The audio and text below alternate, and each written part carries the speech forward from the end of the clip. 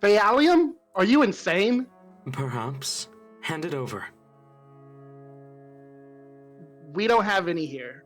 And even if we did, we wouldn't give it to you. Shh. I don't like people lying to me.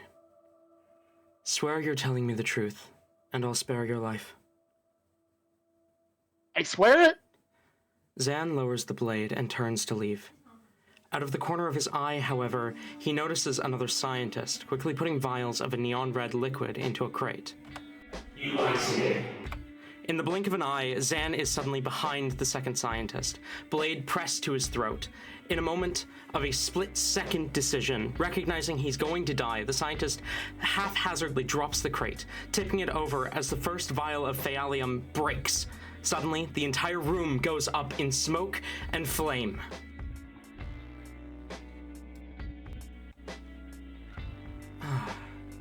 Where did we leave off our story? That's right. Our main characters, Skaemon and Whimsy, found themselves within the burning laboratory. A burning laboratory within the Feywild. They rescued those they could, and met a woman by the name of Sally. She spoke to them as though she knew them, but they did not know her. She promised them that Zahn was not going to escape, not yet, and directed them to the Royal Laboratory. The lab in question located beneath the Autumn Court Royal Palace. However, unable to gain access themselves, Skaemon and Whimsy decide to call forth the assassin who had attempted to take Whimsy's life, hiring him to get them inside. As we now see the three of them stood outside the royal palace, a plan ready to begin being put in motion. Allow us to find out what the next steps of our story are. Skaemon, Whimsy. Kurai Hanata pulls out the 3 invisibility potions, handing one to each of you, as he says, look, this is not going to be easy by any means. But this will get us past the outer wall, at least. I don't have the layout of the palace. No one has a for sure layout of the palace, but we know that we are going below.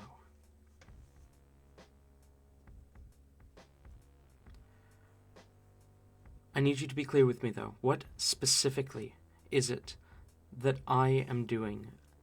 What are you hiring me to do?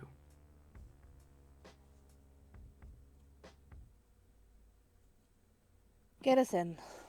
And if we don't get caught, then get us out. Understood. He glances towards the outer wall as he says, "This may very well be your last moments of freedom. Are you sure you want to do this?" I have to. She's not leaving me alone. So, as far as I'm concerned, there's not much freedom to lose. Well, I, for one, am totally free, and I'm pretty sure I'd just get bailed out even if I did get caught, so... Understood.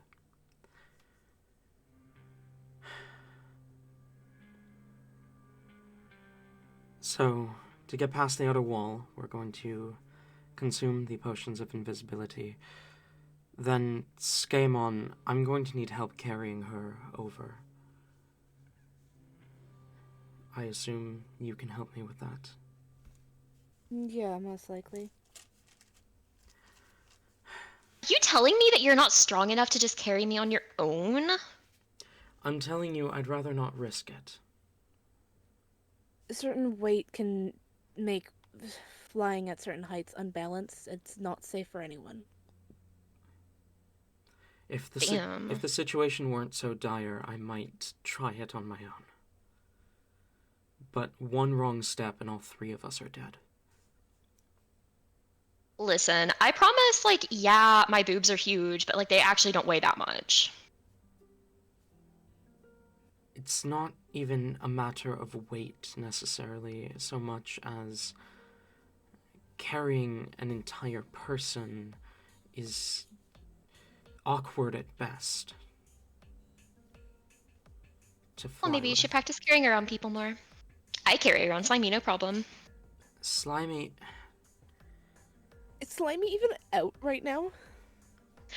He is out, because she wanted to, like, the whole reach into him and get the gold thing. She wanted to let Slimy have that pleasure. That's right. Look, we need to get in and get out as quick as possible. Whatever you guys are doing in there does not matter to me. In and out. Mm-hmm. You seem like someone who would be good at in and out. Well, let's hope you learn soon enough. He grabs onto Whimsy's left side as he nods for Skaemon to grab her right, pulling out the potion. Shall we? Well, if there's one way to die, might as well do it. Let's not actually do that. Skaemon will take the potion. Whimsy? She'll happily down the potion. I mean, if we do die, this is like the best place that I could do it, so, you know, let's go. Kirai downs his own potion. Skaemon, can I have an athletics check from you, and I'm gonna roll one for Kirai. Athletics.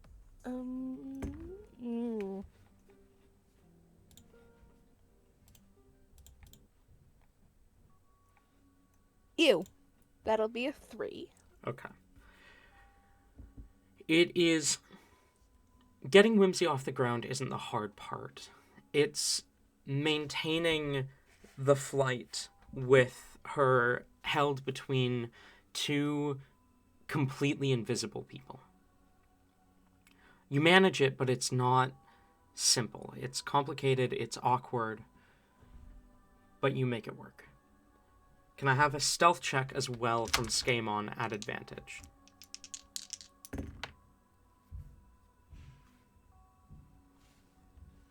My dice hate me today. 13? Okay. Whimsy, you feel yourself lifted off the ground, ascending like the god you are into the skies, as you are carried like a queen over the outer wall of the palace, and further into the grounds as you touch down.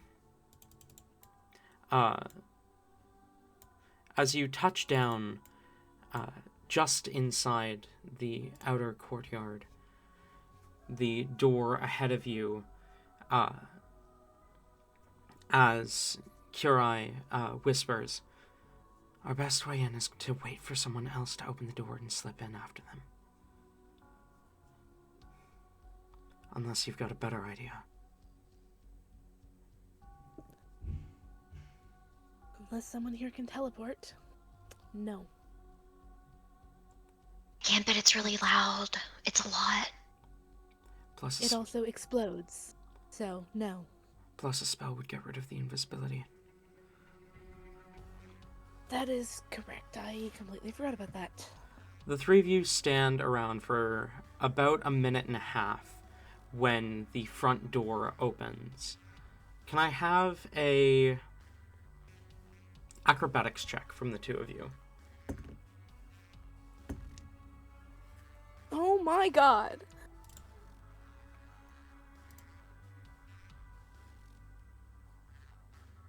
That's an 8 for me. The 6. We are professionals. Kurai manages to pull you through without bumping into what appears to be a young human servant stepping out of the door. But it is a close fucking call. Once you're inside the palace, however, is where things get complicated. You step through the palace doors, you see hallways down to your left, to your right, and ahead of you. People walking to and fro within the palace. What do you do?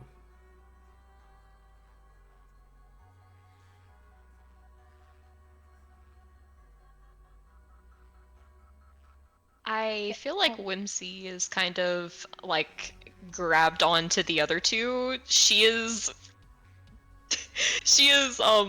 very much putting her fate in Kurai's hands. She's hoping he knows where the fuck to go. Scammon is going to keep hold of Whimsy. At least what they think is Whimsy. They're hoping it is. And will essentially just keep a look out for anything that might be like a symbol for a way down to like a laboratory or something. Okay. Roll perception, see if you can find any sort of signage along the walls. And Tori, I will remind you, Kurai has been very clear about the fact he does not know the layout of the palace. Yeah, but she would never admit it, but she gotta trust his judgment a little bit more. Okay, fair enough. Okay. I've grabbed 3 other dice now from my dice bag. Let's see if this one, you said perception? Mm-hmm. Okay. Still below a 10, but that'll be a 17 total. Okay. You glance around, you don't see any sign of signage.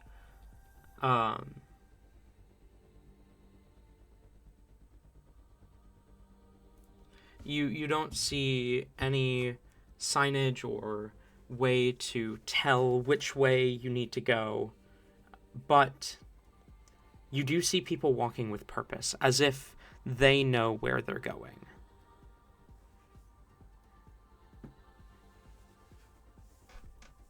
What do they look like? All of them appear to be various servants. Okay, well that... Humans, halflings, dwarves. Any of them look like they'd be any sort of scientists? You don't see any, no.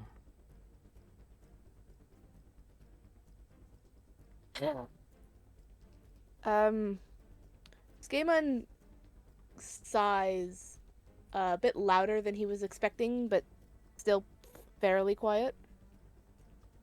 Are any of them why did I ask that? I can't understand them. Are any of them talking speaking in common? You don't pick up any common, no. Okay. Nor any infernal. What about celestial? No. I don't think there's a reason for either of those to be spoken, so I'm going to assume that they're speaking in Sylvan. Yeah. Whimsy, you do catch bits of passing Sylvan conversation, but nothing that sounds important to you. If we're kind of just standing there for long enough, Whimsy will finally just like make a move. She's basically going to look at like which servant looks the nerdiest and then follow them. Okay. Roll me a d6. Okay. Scaman at this 6. point is just gonna kind of 6. mutter and just be like, "Oh, sorry." You follow a dragonborn with a pair of kind of small round spectacles down the pathway to your right. As you follow the kind of blue scaled dragonborn, you make your way down this hall, turning various corners, when the dragonborn pushes open a door and steps into what appears to be a kitchen. Looking out the window, you appear to be on an upper floor, but you don't remember ever ascending stairwells or anything.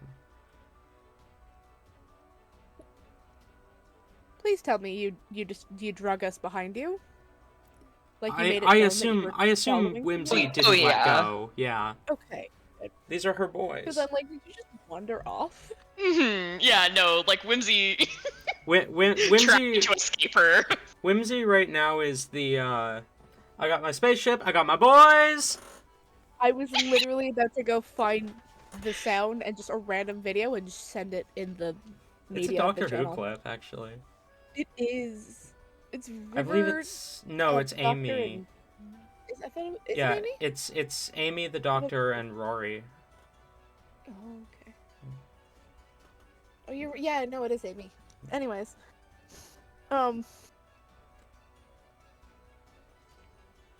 shit, all right. Well, in that case, we're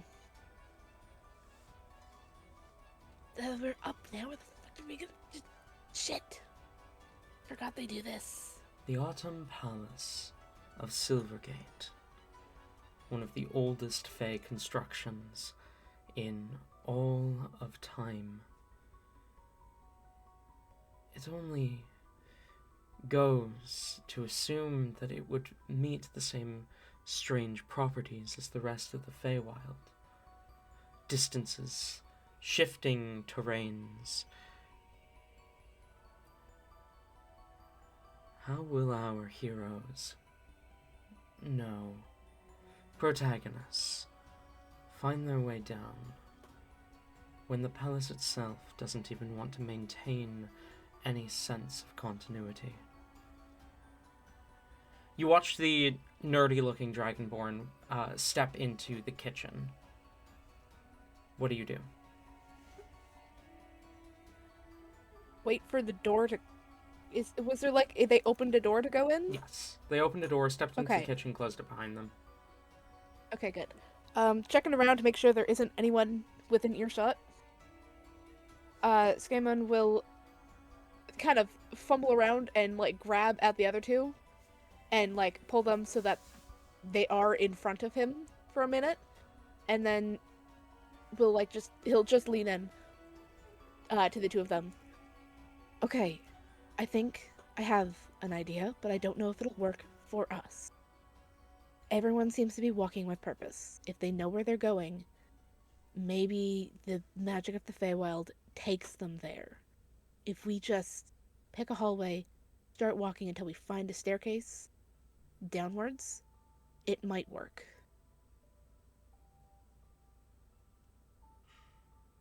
Or maybe it's like one of like the book things where like you think of the destination and it kind of like just appears type of thing. Like let's think about a lab and walk and maybe we'll be in the lab.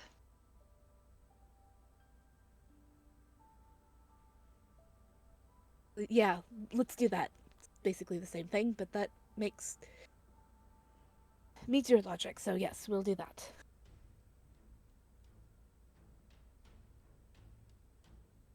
Whimsy will, tugging the boys along, go off in a distance, thinking of labs. Okay. I don't know if it's gonna work, but we're gonna try this. The hall currently has 3 different directions that you could go down. You could go back the way that you came, you could continue straight down the hall, or you could go down the path to your left.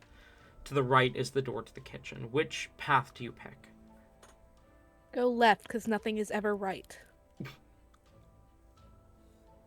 With me, I guess. Or straight, actually. Nothing is ever right or straight. D&D. No, Talon would never pick the straight path. So is that a left then? That's good Yeah, I with guess so. me. Okay. Yeah. All right, left. You begin to make your way down the left path. You move with purpose. You are thinking, labs, labs, labs, labs. The hallway stretches out for some ways. You pass by a handful of doors. You glance out windows. At one point, you're on the first floor. The next, you're on one of the highest floors. You pass by a few other doors when the hallway kind of comes to a stop. You see at the end of the hall a large ornate door, much fancier than the other doors around you, and much older as well. A large kind of ebony wood door with runic carvings and gold inlays. And you hear faint muffled noises from the other end of the door. Creeping up to it, like to the side of it, like where the hinges are. Skimman's gonna put his ear to the door and try and listen through it to make out what the muffles are. Go ahead and roll a perception check for me. Don't fuck me over. Are you fucking kidding me? That is slightly better than last time. That'll be an 18. An 18 on perception. You place your ear against the door, and almost immediately hear a muffled scream, but it doesn't sound like one of pain or fear. Oh no! Oh boy.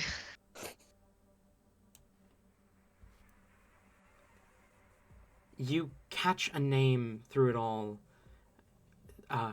spoken through a heavy breath. Sunfall.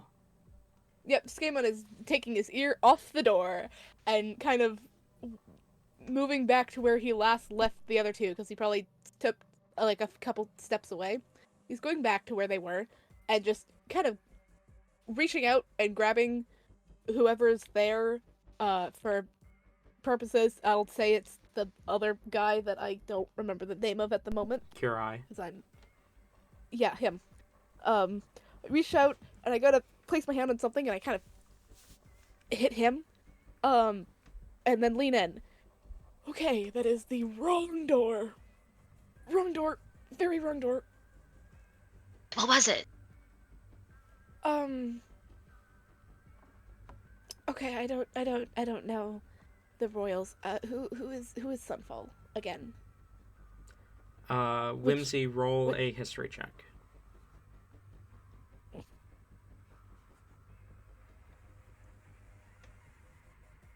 It's actually decent. 23. Sunfall is the eldest Autumn Prince. Aw. She'll respond. I think he's like the oldest one or something. Like not like the parents, but like the kids or something. The prince, yeah, that's what they're called. Okay, we're not going there. This is the wrong door. Let's get away from that. How could you tell it was him just from the voice? I couldn't. Not from his voice, at least. Someone else's. They were fucking, weren't they? Whimsy, shut up. Let's keep going. His tone is very annoyed. Just not. Whimsy can tell it's not directed at her. He's annoyed and slightly traumatized. That is not something he wanted to hear. It would only be a matter of time before one of my characters walked in on someone fucking. It had to be him. Whimsy is. Are you dragging her away? Yeah, I'm gonna. Fuck. Well, I mean, I don't actually know who I'm holding on to. So I kind of just grab the person I'm holding on to and like start walking while fumbling for the other one. So I Tori, probably even or odd? Odd. Skamon, you have grabbed onto Kurai. I don't know that though, do I? No, you don't. Okay, I got. We should go. We should. How tall is he? I think I had him at 6'1". So taller than Whimsy. Skaman's like, okay, we have to. Why are you taller? Where is Whimsy? Child, where are you? Whimsy is ear against the door, trying to listen in. Roll a perception check.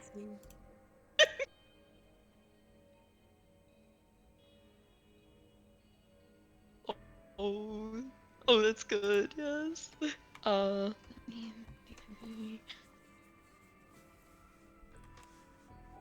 That's a 24. So you've never overheard anyone having sex, but you've read the books. This feels like an excerpt from your novel. From one of your many smut novels. You hear the panting. You hear the muffled moans of pleasure, and the name Sunfall repeated over and over. Though you only hear the one voice.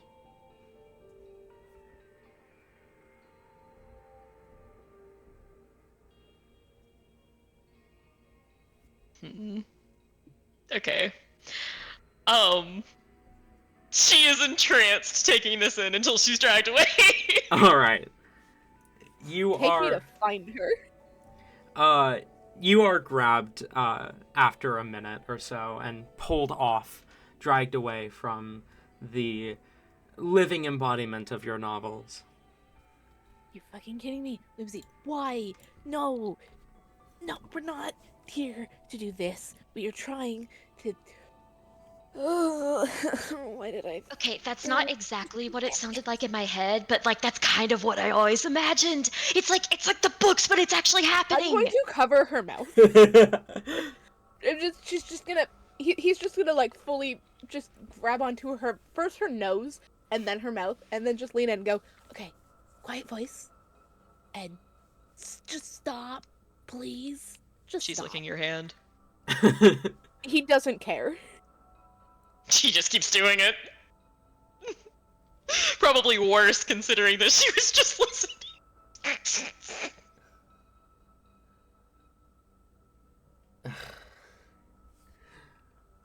Stop it. And with that, Skaman will take his hand off of Whimsy's mouth and then wipe it on her shoulder. By the way, in case it matters for either Whimsy or Skamon, the voice did sound male. Oh, perfect. This matters for Whimsy at least. Better for Skamon, but Skamon just wants to get the fuck out of there. As you lead them away, back down the way that you'd come, you notice the hallway forks where it hadn't forked before. Where there had been just a turn, a single right angle turn, now there is a way to continue going straight as you're coming back.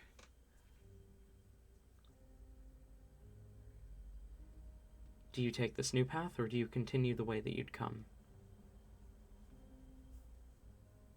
Drag them down the new path. Okay. Yeah. You drag them down this new path. You kind of dip around one corner, then another, as you follow this kind of weaving labyrinth of a hallway. When the hall stops at another mahogany wood door, or at another ebony wood door, inlaid with gold and carved with runes. These ones, however, are celestial in writing. Oh fuck yeah! What do they say? As you read, as you read the text, it says, the bearer of fruits of orange, green, and yellow, here remains the Prince of Citrus. Well, we're not going through that door. Is that the only other thing in this hallway? Is it ends at the door? Ends at that door, yeah. Whimsy is straining to put her ear against it. Skaemon is, after reading that, fully like tightens on Whimsy, and then just starts backing up. Like doesn't even say anything, but just starts like backing up, turning around, and walking back the direction they came. Notably, it does seem that there's some dust, like a thin layer of dust on the handle of this door, as if it hasn't been used in a while. Yeah, no, Skaemon is definitely walking away from the door. You turn and drag the others off. But as you do, you turn, you follow back the way that you'd come for about 20 feet when it turns a corner and stops almost immediately at another ebony wood door. This one with runes carved in sylvan, golden inlays, and various sigils. Whimsy, you're able to read the runes as they say, as autumn sets and spring rises, here you find the Princess of Blooms.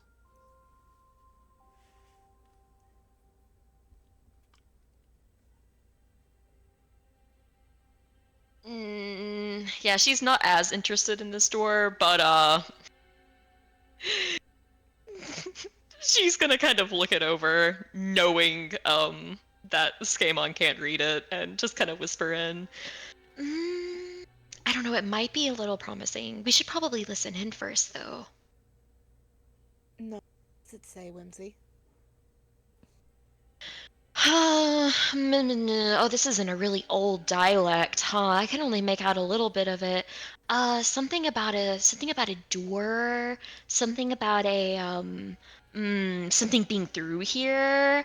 Oh, is that the word for prison or bondage? We should listen. Roll deception, Whimsy. You do not What have do I roll Slimy for? out, so you do not get advantage. Skaemon, this is insight for you. Okay. Okay. Alright. I rolled a natural 20 for a 29. I got significantly less. I don't even have to math that properly. It's a 23. Okay. You believe her. Definitely not. Skaemon will walk, once again, drag them in a direction. Still hoping that by thinking of the underground laboratory will take them to the underground laboratory. You turn and begin to make your way down the hall. You no longer see the hall where you had encountered the door mentioning the Prince of Citrus. Instead, a long hallway which opens up into a ballroom with the door slightly ajar. At the other end of the ballroom, there is another door. The ballroom is currently empty.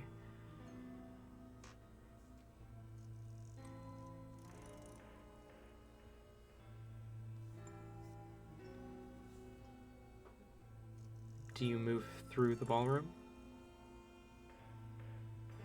Is it like completely empty of like people and objects, or is there stuff inside? There's stuff inside, but there are no people. Is the door on the other end open? No. But it looks like just a normal door.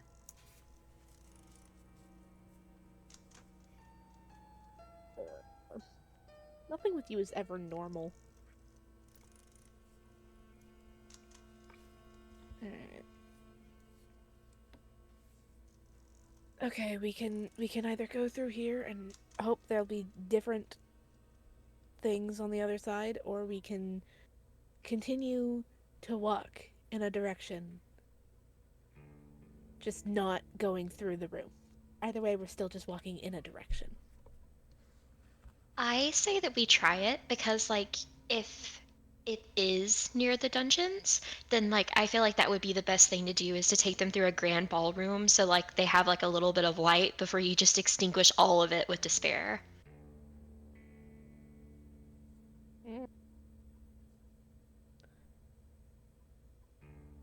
Debatable, but we might as well go with the logic. Unless you have anything else to add to this, and I'm gonna turn in the direction of Kurai. Kurai? I did my job getting you inside. I'm only here to do the other half of my job of getting you out. Fair enough. Alright. Scammon will walk through the ballroom cautiously. Okay. Trying to make sure that none of the floor tiles are, like, gonna move or become trapdoors or something. That he has never been one to research the Fey courts, so he has no idea what to expect, so he's just expecting everything. Roll investigation, then, as you move through the room.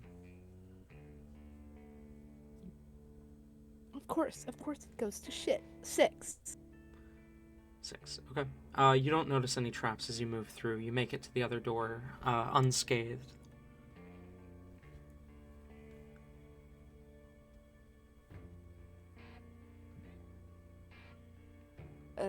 He'll...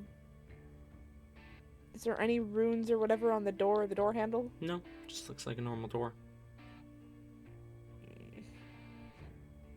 He'll put his hand in, like, his sleeve and then open the door to not leave, like, fingerprints. Okay. You push the door open.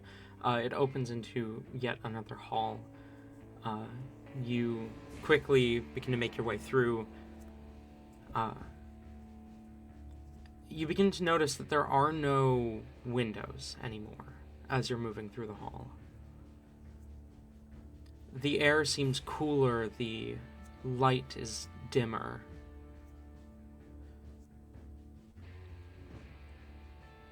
The hall takes a sharp 90-degree angle, and as you come around it, you see another ebony wood door, golden inlaid in the door, and common words inscribed on it. Here the silence rests, young and promising. Here the silence rests, with words non-disturbing. Here the silent prince rests.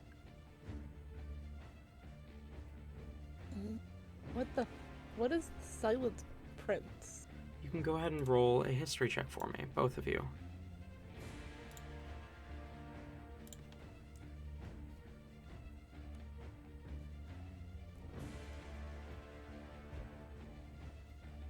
I dislike the fact that the microphone did not pick up my sigh. That'll be a 9. 17. Whimsy. You remember hearing something from one of the newer servants. The Autumn royalty had had another child long after the birth of their originals. But that child died in childbirth. He was referred to as the Silent Prince, for he never wept.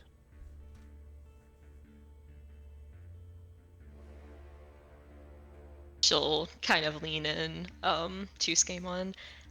That's like their dead child. It's probably like a, I don't know, like a crypt or something. Okay. Of course it is. Alright. Well, is there any other hallways? Like, turning around, looking for any new things that just showed up?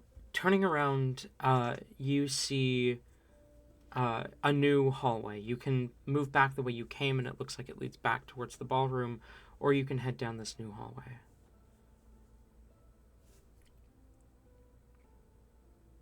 Well, let's try to leave. Let's try to leave the resting dead alone. And try and... Crypts are normally underground, though, aren't they? I mean, yeah, there are like no windows or anything, so I figured we're underground. Like, this is probably where the prison or the lab or whatever is gonna be, if it's gonna be. Alright, then. Let's do our best to stay down here. Walk with purpose. Alright. Skamon will walk down the new hallway, dragging the other two behind. You make your way down the new hall. As it rounds a corner and stops abruptly in front of a large white door that seems entirely out of place for the older architecture of the rest of the palace. This seems modern. Yeah, we're talking. Is there anything written on it? No. Or by it? No. Okay, not Whimsy. Skamon is going to, will listen in to the door, see if they can hear anything. Roll perception. Which one of you is gonna be the lucky one? Hey, Tabby, pick 1, 2, or 3. 2. 2, okay. Fucking kidding me. That'll be a 16. 16. You don't hear anything on the other side of the door. There any, like, windows in the door or, like, a crack in between the door? No. There's simply a button to open it. You know, it's obvious. Just try and open the door with a button. You should have done that in the character. He does mutter that. You're not coming through. Can you get a bit closer to your mic and try again? Hello. Hello. Sorry. You're good. I think I was blocking it by accident. He kind of, like, mutters the... Of course it's a button, because it's so obvious to open a door with a button. Can't just be... Of course it's a button.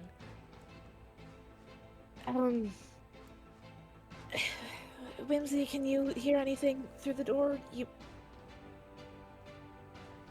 Do you have adorable and, perfectly gigantic ears? Yes. Let me try. She'll put an ear against it. I'll roll perception. Yep, go ahead.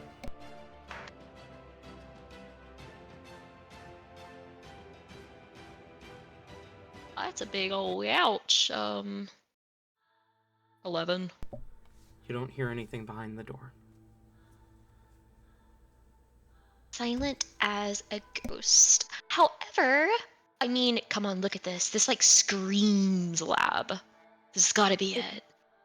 It does. I just don't like that I can't hear anything or anyone. Sounds of machines or tech things I would be expecting, but not silence. Has me worried we might be too late. Well, we're gonna be later if we just stand here. Yeah, alright. Get to the side so that we're not noticed if someone does come out. And Skamon will walk So you will over to the move? button. You press the button?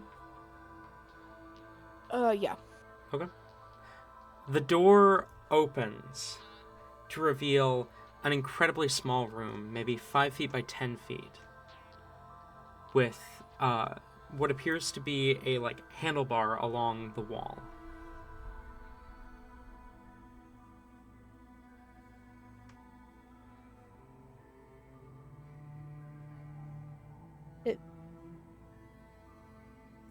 how long does the door stay open for? The door Is it- remains open for a decent minute. Do you step in? Whimsy would. Whimsy steps in. I don't know this. You saying that you're stepping in, or are you just stepping in? I imagine she still has hold of you guys, or at least she'll try to grab a hold of where she, goes in. I don't know if there's a way to open this door again if it closes from the inside. Whimsy will check and see if there's a button to open from the other side. You look inside and there are 2 buttons inside. Correction, 3 buttons inside. One labeled open, one labeled basement, and one labeled laboratory. Well, here we go. She'll kind of wave for him to go in, realize can't see, and then just tug a little bit more. Oh, this is so it. I mean, it's like a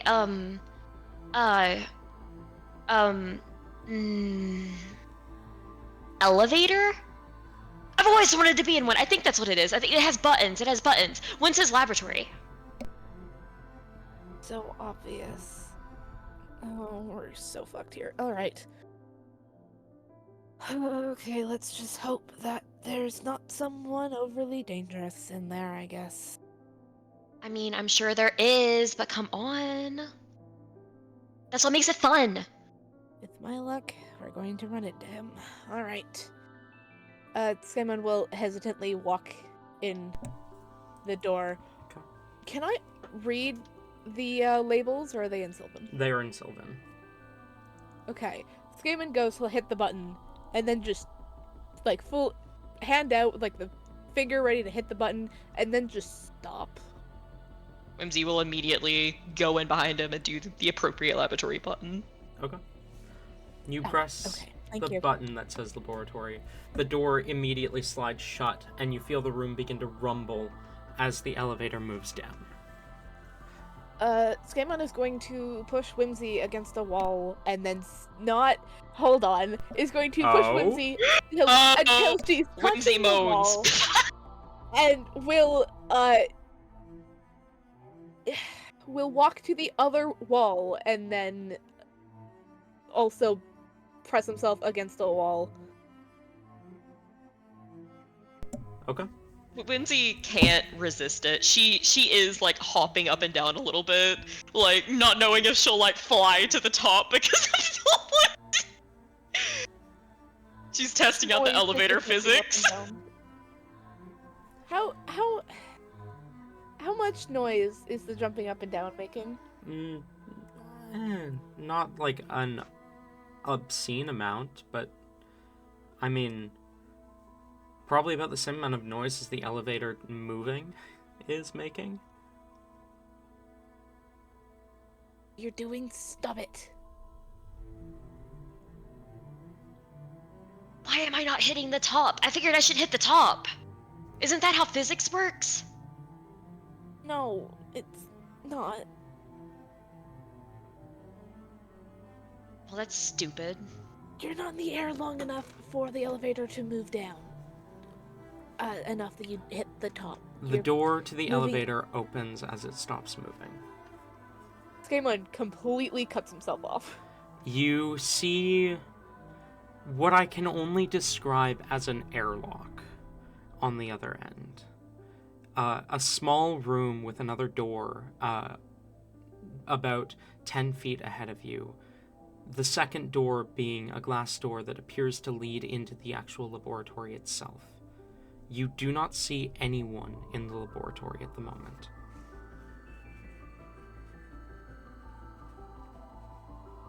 Can we hear anything?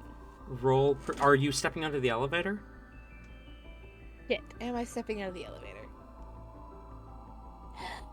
Is there anything dangerous about stepping out of the elevator that Skaman can see and recognize? Not that Skamon can see, no.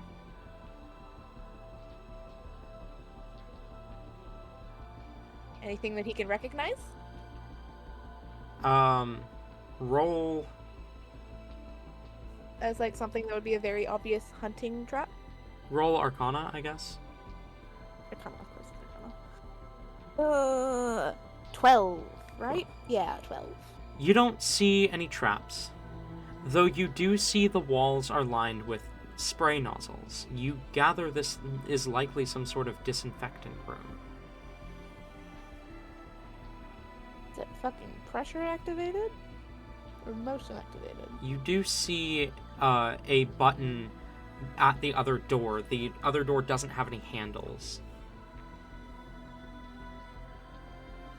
But Okay. otherwise, the room is completely white. Fuck. Okay. Shit, alright. This seems to be it. And I have no idea. How long have we been wandering since how long has it been since we've taken the potion? Probably about 45 minutes. How long do they last? An hour. Okay. Alright. Skimma is going to go back to where he is pretty sure Whimsy is. And will kind of like grab her arm. Okay, this is now or never, if you are with me or not.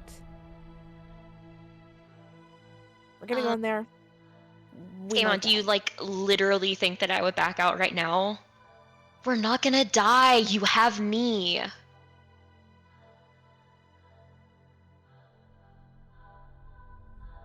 Yeah, that doesn't make me feel better at all. And with Okay, that, if you he die, will- I'll bring you back. I highly doubt that. He'll kind of pull Whimsy out of the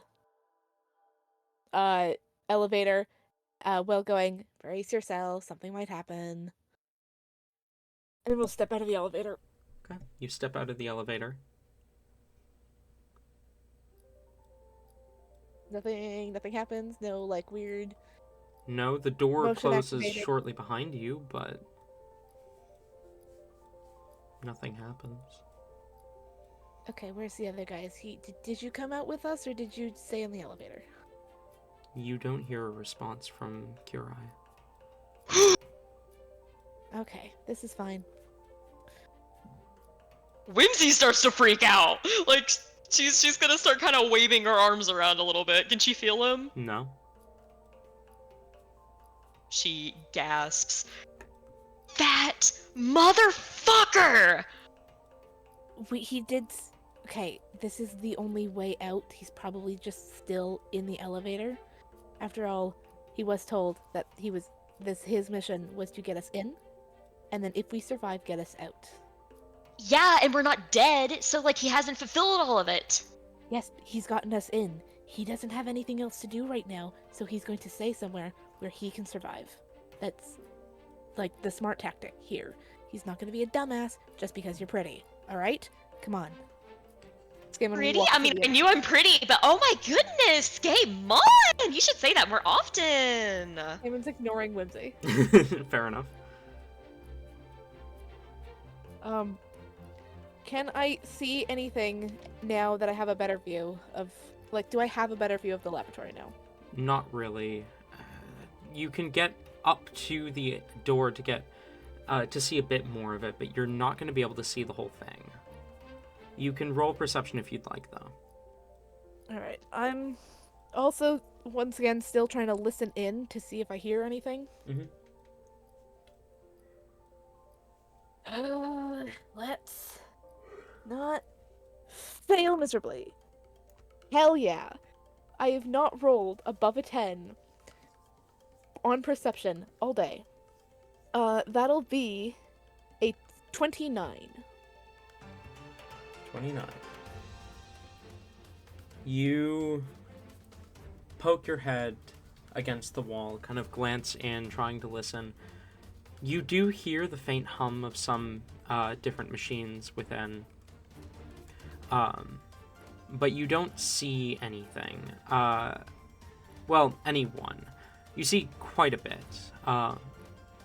You see large spaces of various alchemical stations and chemistry equipment.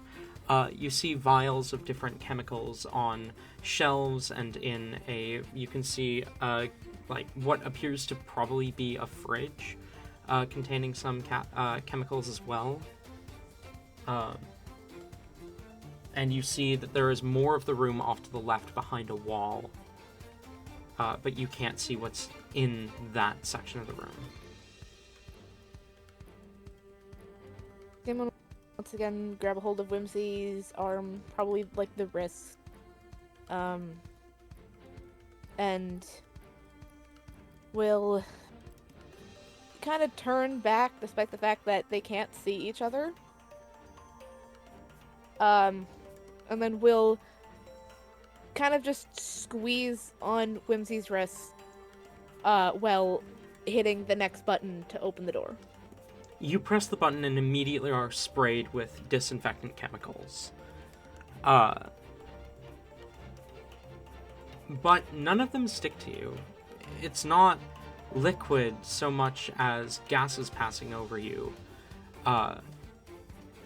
Then a bright light as an arcane sigil on the floor activates, and your invisibility ends. That tracks. You then hear a generative voice speak up. Identification override success. And the door opens. What does it mean override? What does it mean by fucking fuck? How loud was it? How loud is the door in general, actually? The door was surprisingly loud. Anyone in the lab probably knows that you're there, but you didn't see or hear anyone in the lab. Well, I mean, there is the other wall. Do I hear anyone going into the lab? Do I hear anyone shuffling? Roll perception.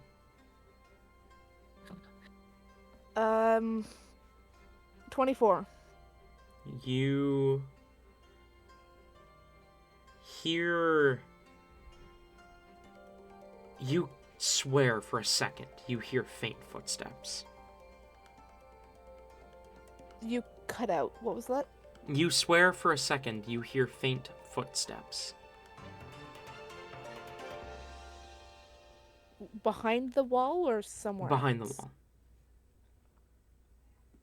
Okay.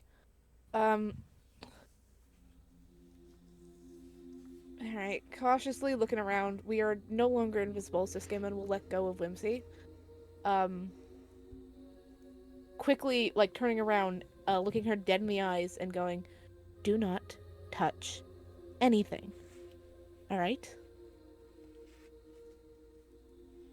Fine. I'm seeable now, right? Yes, you are visible now, if that's what you asked. The world smiles to see me again. Alrighty. Keep Lead your the way, voice down. Skamon. Voice down, okay? Voice down. Fine, go. Scaman rolls their eyes before kind of turning back and heading towards the wall. Okay. Definitely still sneaking. Whimsy will You sneak after him. go ahead and roll stealth checks, both of you.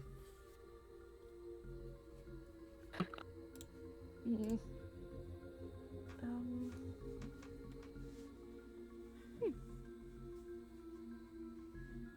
15. 18 and 15. Did I hear those right?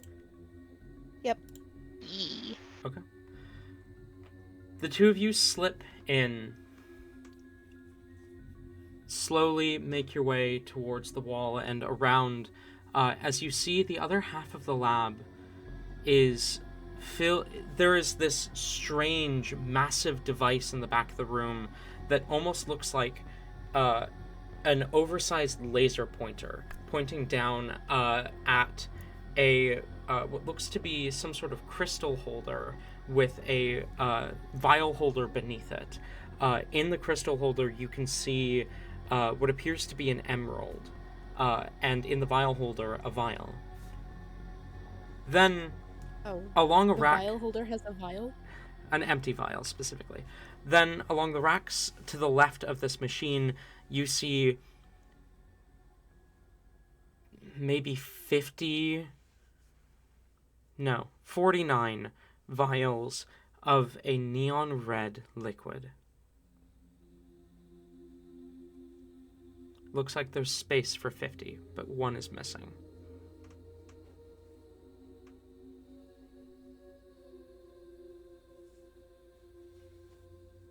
Skimon, what is that stuff?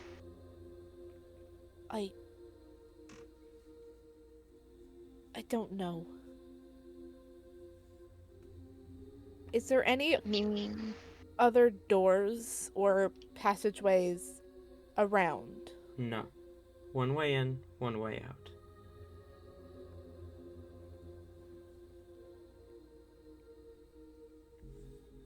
Did the door into the laboratory close behind us? Yes, it did. Did we hear it open again? Or No. did we hear at least the elevator open again? No.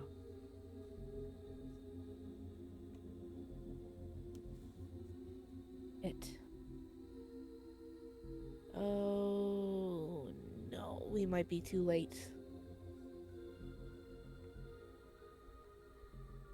Is there anyone in here? You don't see anyone, no.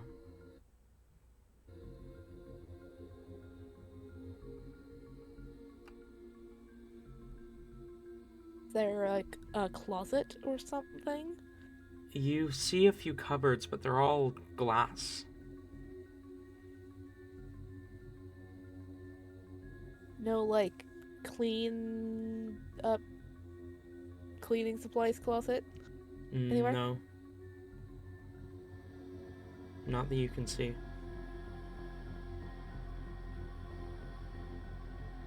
Any traces of an arcane sigil on the floor that would be disappearing? Not that you can see, no.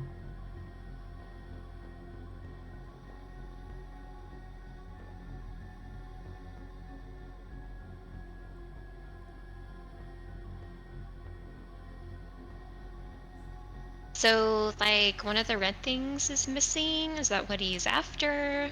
Is he like a drug dealer? Are those drugs? I have no idea. I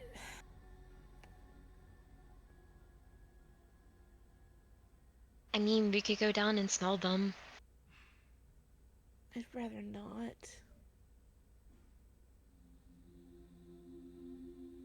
Whimsy's gonna start walking down to grab one of them off the shelf and smell it. Okay. What did I say about touching? You grab a vial as you hear a voice. Yeah. Brilliant, aren't they? As the invisibility spell ends and you see Zahn standing right next to Whimsy. Feywild. And that is Something about the way that it's made. It's exclusive to the Feywild.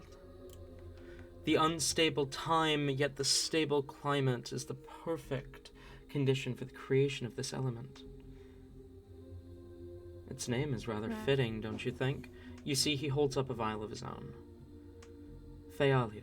One of the most powerful substances known to mortal kind. Illegal to be transported anywhere outside of the Feywild due to its instability outside of this plane. Incredibly regulated. So what do you need it for? Skymon, my goals are far beyond your understanding. Me. Phaolium is a incredibly powerful resource. You mentioned. What does it do? On its own, nothing. But the moment it's exposed to oxygen, it's explosive. To hydrogen, it becomes solid. Its state is just as waverable as the rest of the Feywild it's made in.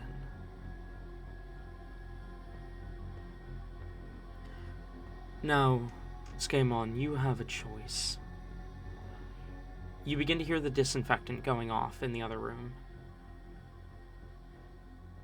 You can leave here alive. Turn back the way you came. Or you can die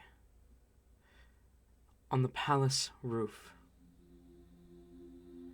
As he turns, holds out a hand and mutters a few arcane words, you see a portal open up. You see, looking through it, a view from the top of the palace as he steps partway through and turns back to look at you.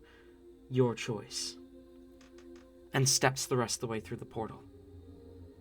The arcane gate remains open as you hear the door to the lab open. Quickly rounding the corner, you see Curai. I lost sight of you first. What the fuck is that?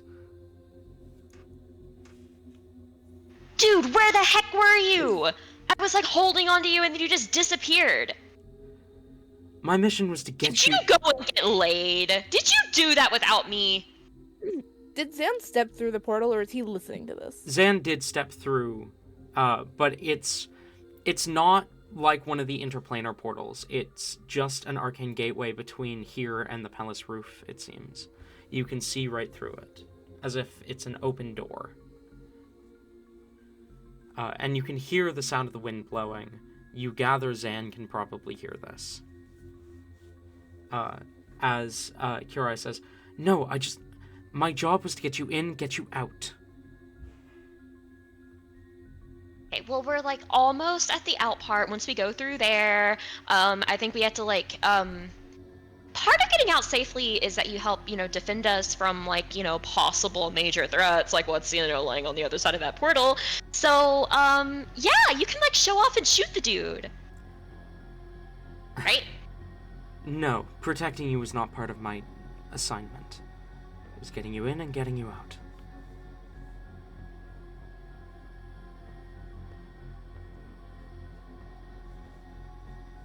Fine, whatever.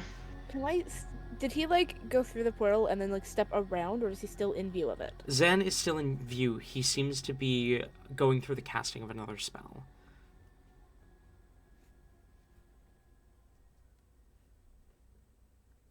Well, this has gone just fantastic. And I'm going to cast Lightning Arrow. Hold on. Am I going to cast Lightning Arrow, or does that need to be a non-magical weapon? Shit. Hold on. Lightning Arrow does not require a non-magical weapon. Okay, cool. I'm going to be casting Lightning Arrow on Bloodlust, and I'm going to step up to the portal, and I'm going to step a foot through the portal, and I'm going to chuck Bloodlust at him. Roll to hit. C is going to step through the portal as well. Real quick before I do so, I am going to go ahead and cast Fire Shield to do a chill shield before I go through. Roll a d20. Yeah. Okay, that doesn't surge. Okay. Skaemon? 22. 22 hits. Go ahead and roll damage. And this is with Bloodlust? Yep. Okay. Con save is going to be 21.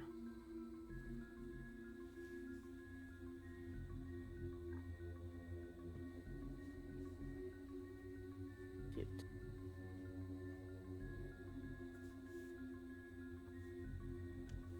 Oh. Cool. Alright, so the con save was what? 21. No, okay, yeah, that saves. So, normal, and this. And hold on, the spell is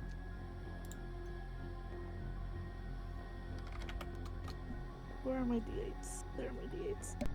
So 1, 2, 3, 4. And then plus its normal. Nope. Instead of the weapon's normal attack damage. Okay, so I only need 3. Because I have the 4th one here.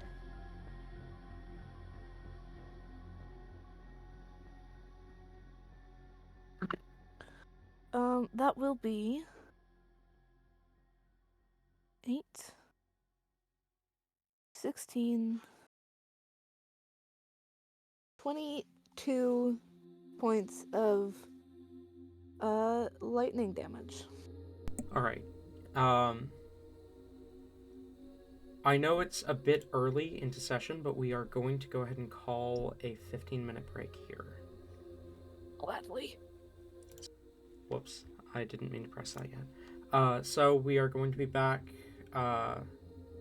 instantaneously for our viewers, but for you guys, we're going to be back at top of the hour. So we'll be back. And we're back. Can I have you both please roll initiative?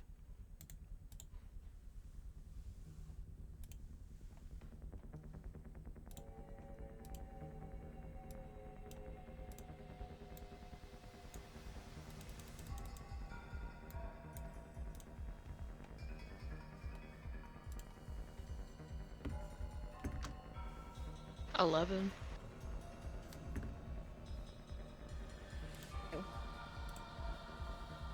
What was that, Bina? 22. Sorry, I'm at a different angle now, so I need to adjust my microphone accordingly. There we go. Okay. 11 and 22. First up in the initiative is Zahn. As you step through the portal and throw the weapon towards him, it impacts and reappears in your hand as he glances back and says, "Ah, so you have chosen death." Might as well. You see his body is overtaken with this aura of despair, darkness, and dread that you've seen once before. As he's going to use his bonus action to activate his form of dread. Or form of despair, sorry. It'd be really funny thought. It's just, never mind, it goes back through the portal. But no. As you see this aura kind of heavily encase itself around him, he's then going to turn and use his action to continue casting some sort of spell. Not like... Hmm? Fine. I was trying to distract him so he'd have to restart. He succeeded his concentration check. That's why. Alright. That brings us to Skamon. You're up.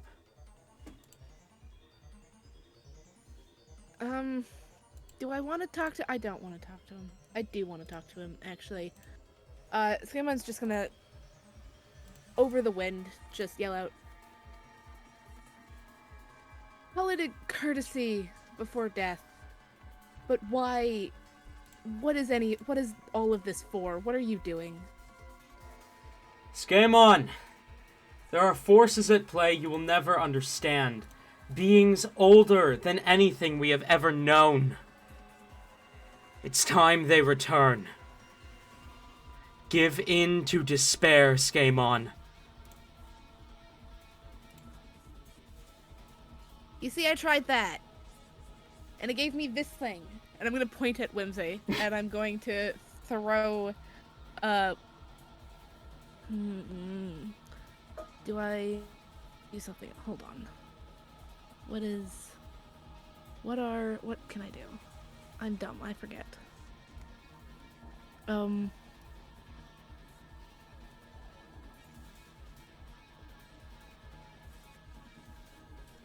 just gonna throw Bloodlust at him. Normally. Okay, roll to hit. That'll be an 8. Nope, that'll be a 10. 10 to hit. Yeah. Misses. It pings off his breastplate and reappears in your hand.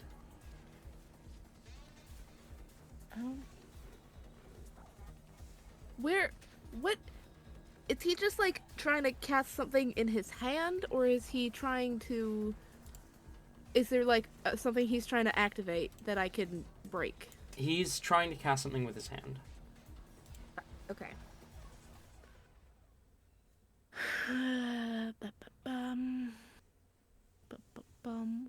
There it is. We're gonna actually, with that fail,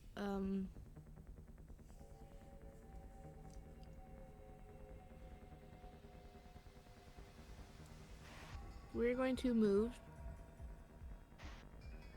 here. Okay. And just a huck bloodlust at him again.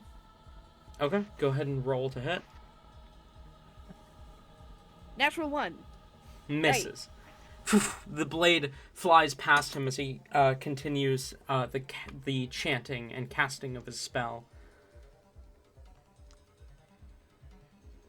Scaman is going to curse the wind. Okay. Scamon curses the and wind. Specifically in Undercommon, Scaman will curse the wind. Okay. The wind does not speak Undercommon. No, I didn't have a feeling.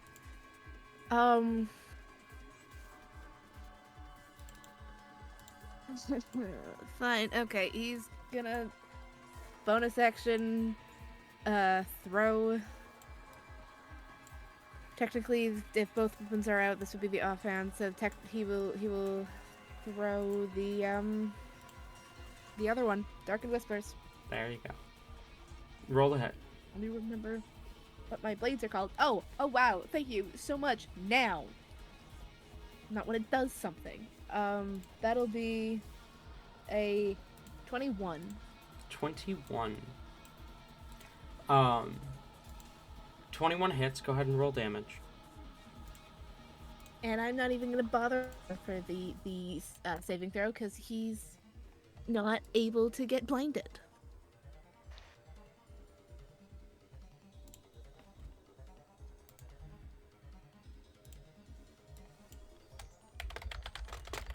Six. 6 points of damage. The blade sinks into him and reappears in your hand. That is a successful concentration check.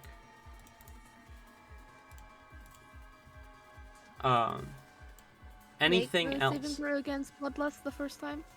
He did, yes. He failed that one, right? No. Or he succeeded that That one, was right? a 21, yeah. Yeah, it was a success. Okay. No, I have nothing else to do other than continue cursing the wind for problems. Okay. Whimsy, you're up. What do you do? Alrighty. I am gonna go ahead and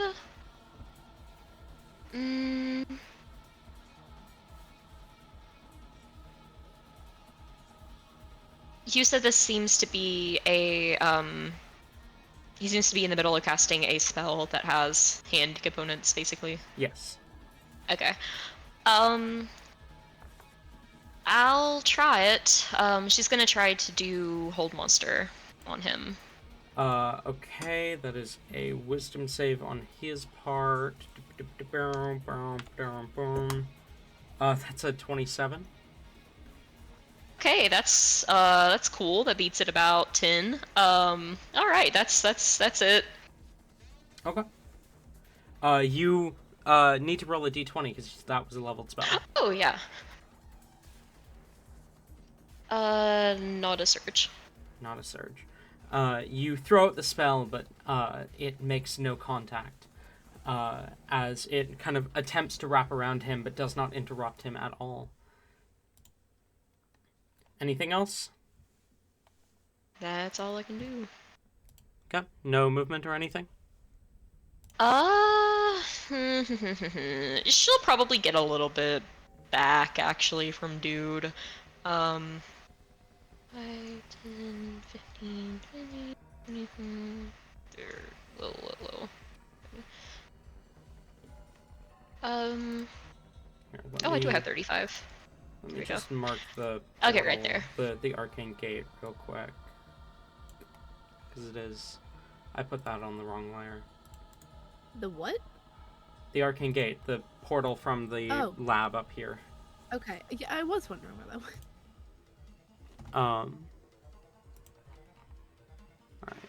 Alright. Is that the end of your turn then, Whimsy? Yep, that's it. Okay. That brings us to Zahn. Who is just going to keep focusing on casting the spell as he calls out, Skaemon, we are nothing in comparison to the ancient lords. Give in to the despair, knowing that you will never amount to anything.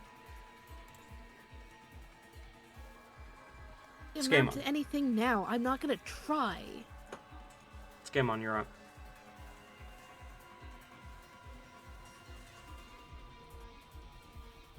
Once again, he's going to run his mouth, despite the fact that he doesn't know what he's doing. What do you gain from this? Like, at all? What purpose does any of this have? Power beyond your imagination. You've already seen a taste of it. The form of despair that I take. The might of the blade of shadow. These are mere fragments. Just another play for power. It's a chance to be I something. can't say I'm surprised. I can't say I'm surprised. You never could truly amount to anything that wasn't needing something more.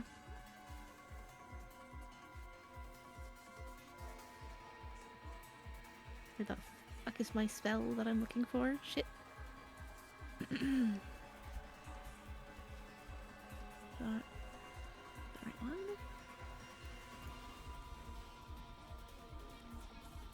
Okay, good.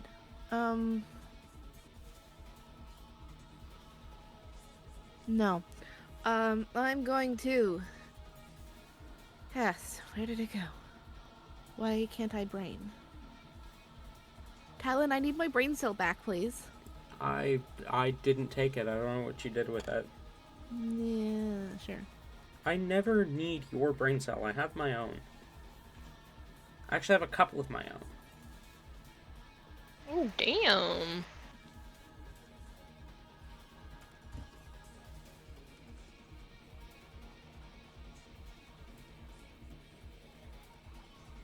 Well...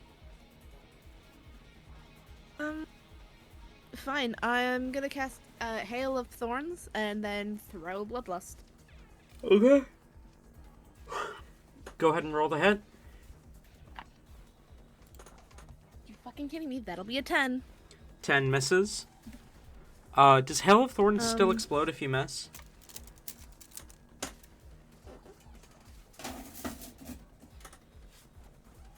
I don't remember if The next time you hit a creature. The blade reappears in your hand then. Perfect. I'm gonna do it again. Roll the hit. Much better. It's gonna be a 22 again. Hits. Roll damage. And this is Bloodlust? This is Bloodlust. Ooh, that's only an 11 on the saving throw. Hell yeah. I'm also gonna need him to make a dexterity saving throw, if you please. Yes. Dexterity is gonna be a 13. And concentration is gonna be high enough. God damn it. Okay, the dex saving throw fails. Where are my dice? Where is... I need that one. And...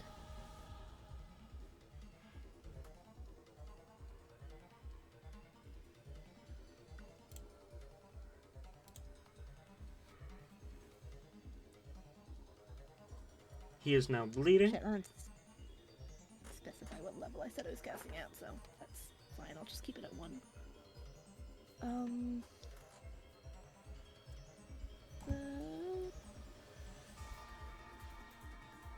Alright. That'll be 4 roll on the d10. That's going to be 9.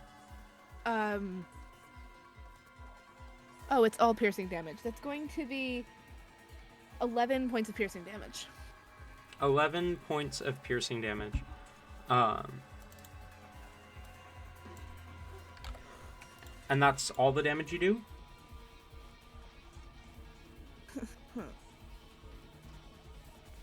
Fortunately, yeah.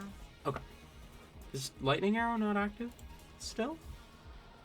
No, it's lightning arrow it ends at the end of, like, it ends the second it does damage, which it does damage no matter what, which is why it's dumb for being a concentration spell. Gotcha. Okay.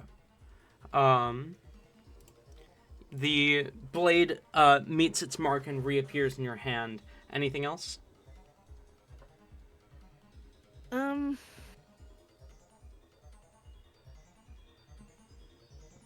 Yeah.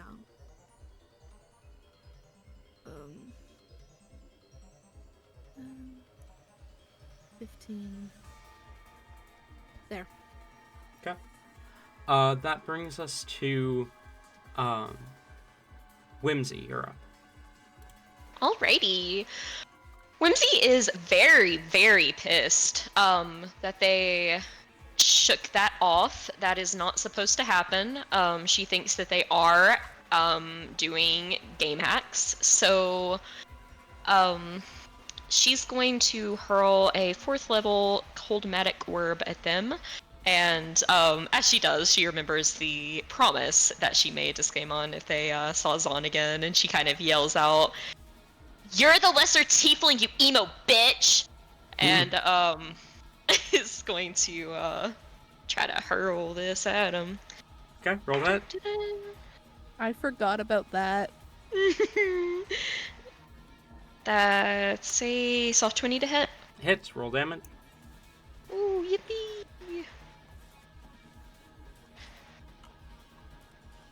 Okay.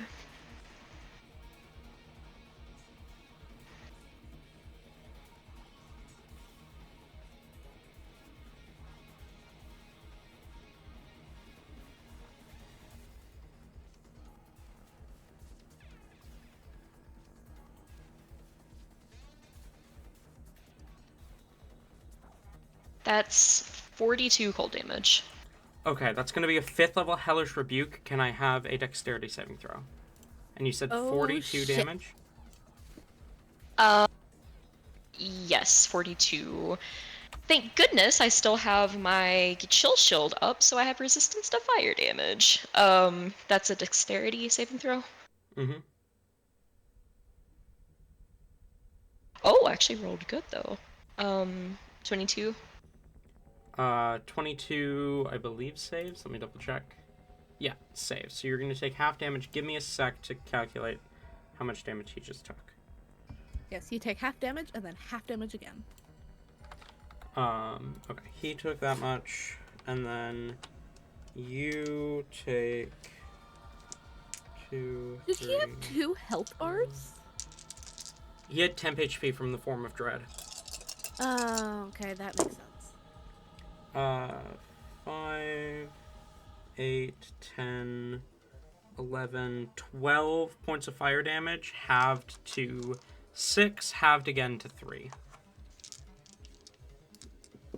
As your spell impacts, a blast of flame erupts around you, but you barely feel it. I do need a concentration check and a d20 wild surge check from the casting of the Ooh, thing. yeah.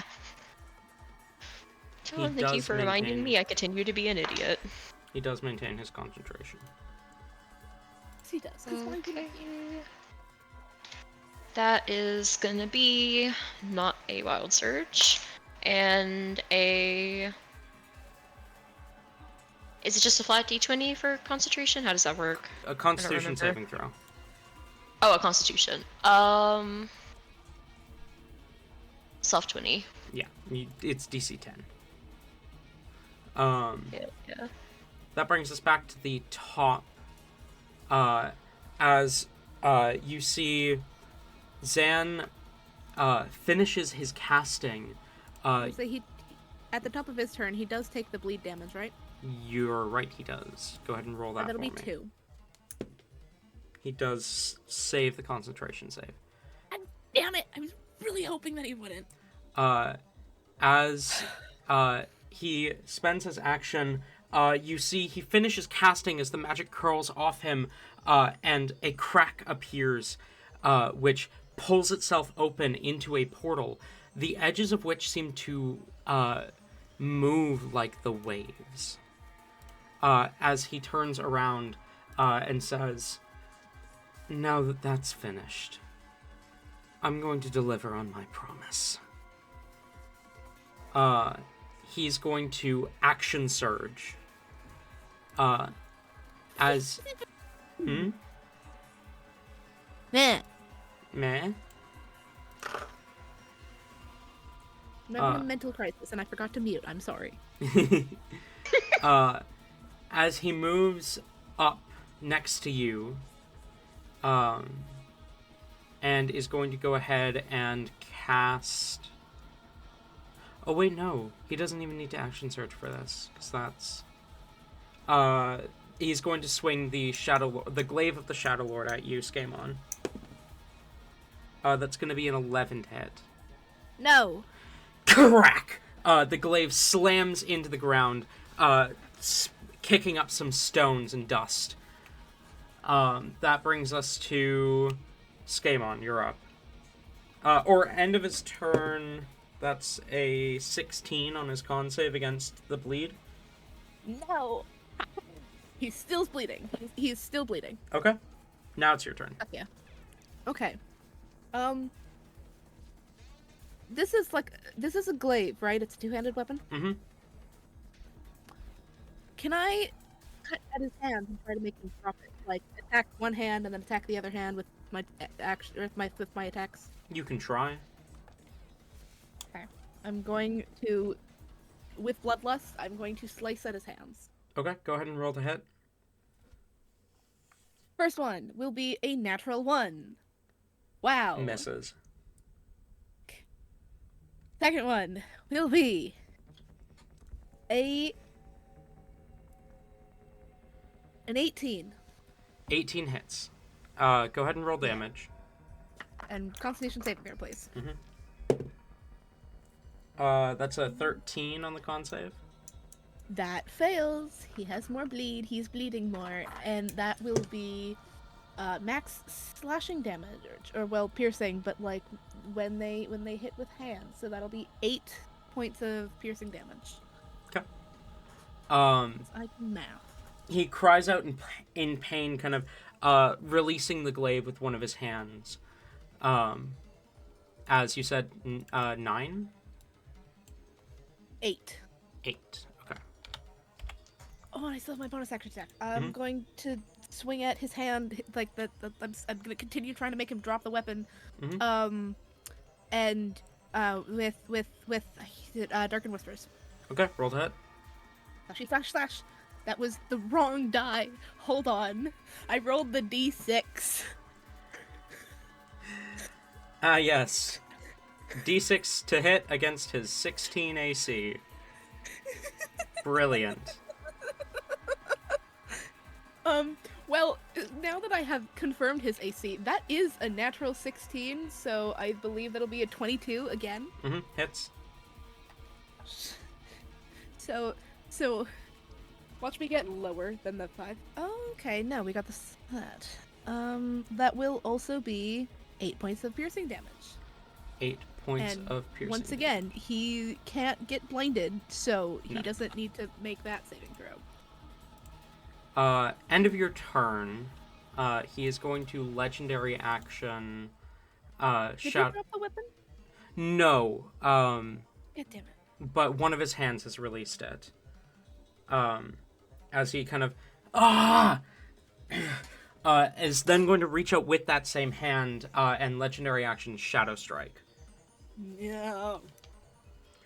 Does a 24 hit? Wow, if I'd had to guess. You're going to take 17 points of necrotic damage. I say no. Do you have shield? Can I don't. I don't know if is that even a ranger spell? I don't know if think that's a so. ranger spell. It's not. Then no, you cannot say no. I forgot about my extra attack last round. God damn it. That's fine. I don't. All right, 17. You said. Mm-hmm. All right, I'm annoyed now.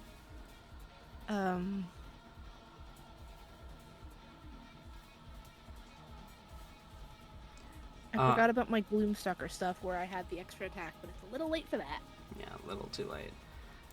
That brings us to before Whimsy. No, that brings us to Whimsy. All right, right. Just to check, how is Skamon looking? Fine. Not that I can do anything about it, but all right. He's fine. If Okay. you cast like an area of effect spell, he'll most likely be okay. Maybe.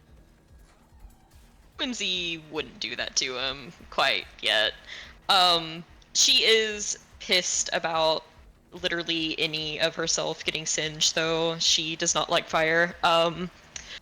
Gonna go ahead and I'll do spell slots. I'll do a 3rd level cold magic orb. Okay, go ahead, roll to hit. 23. 23 hits. Go ahead and roll damage.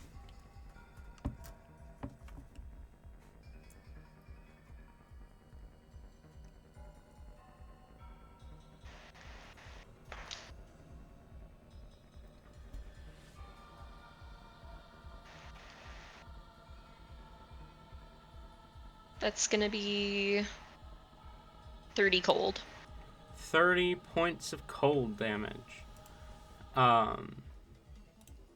As your chromatic orb impacts against its target, he kind of hisses out in pain as the icy orb kind of clatters to the ground after making impact. And I'll roll to see if I surge. I do not. Are you keeping track of how many times you roll to see if you surge? Yes. Okay. Good. Just making sure. Whimsy will kind of move a little bit, like she kind of assumes that he is probably going to make a run for the portal that he spent so long opening. So she's gonna kind of like just sort of start to make her way inch closer to it. So it'd be easier to make a bad dash if she needs to. But she won't get too close. I'll just stay there for now. That's a turn. Brings us back to Zahn, who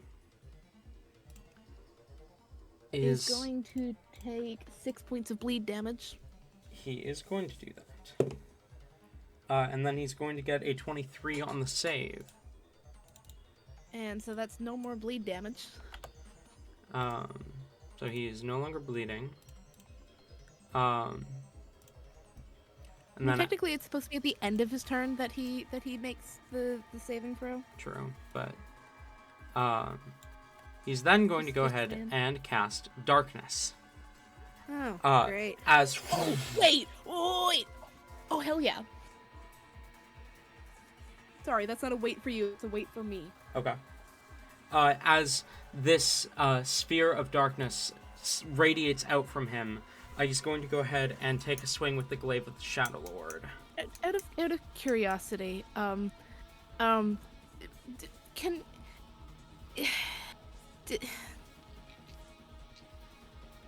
he doesn't seem to be having any issues with the darkness, No, right? No, he does not. God damn it. So in other words, I am not invisible to him. No, you are not. That sucks. I got really excited there for a second because I have the thing that is you are invisible to any creature that relies on dark vision to see you in darkness, and a darkness spell doesn't use dark vision, but if he can see through it, then I'm fucked. Yeah, he doesn't rely on dark vision. I'm so annoyed at that right now. Does a 25 hit? Yeah. 1, 2, 3.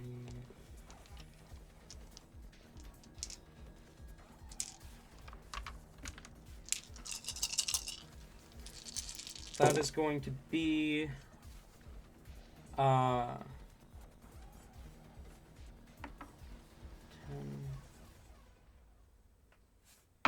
20, 30, 38 points of necrotic damage. Okay. As the glaive carves into you. That brings 38? 38 necrotic damage. Okay, let's math that real quick. Brings us to Scamon, you're up.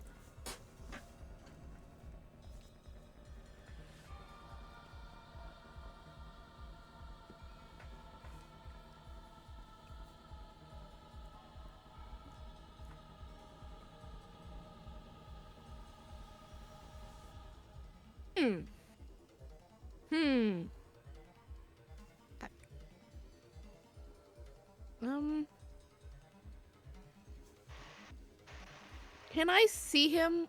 Like, he's directly in front of me. Do I still... would I still, like, roll an attack at disadvantage, even the fact that he's still in front of me? You would roll at disadvantage if you want to try and attack him.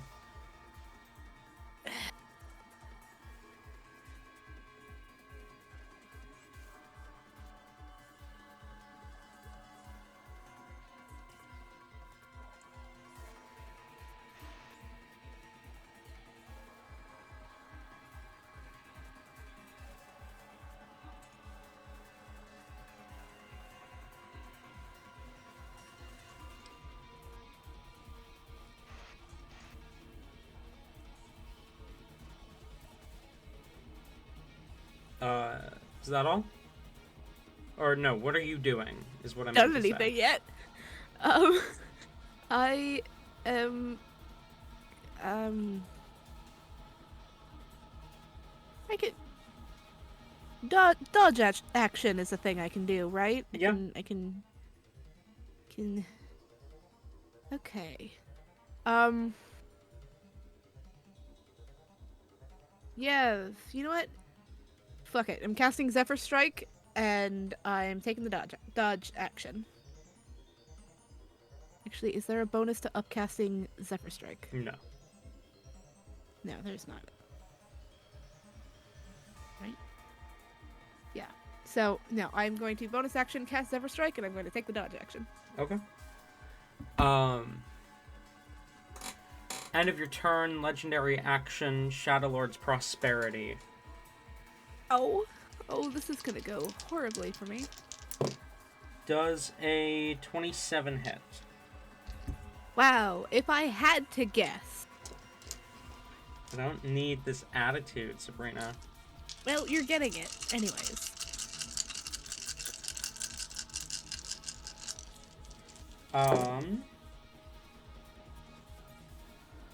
You're going to take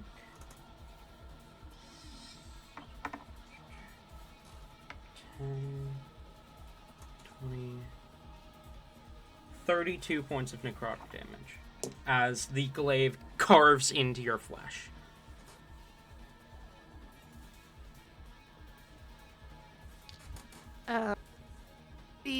32, Mm-hmm. you said?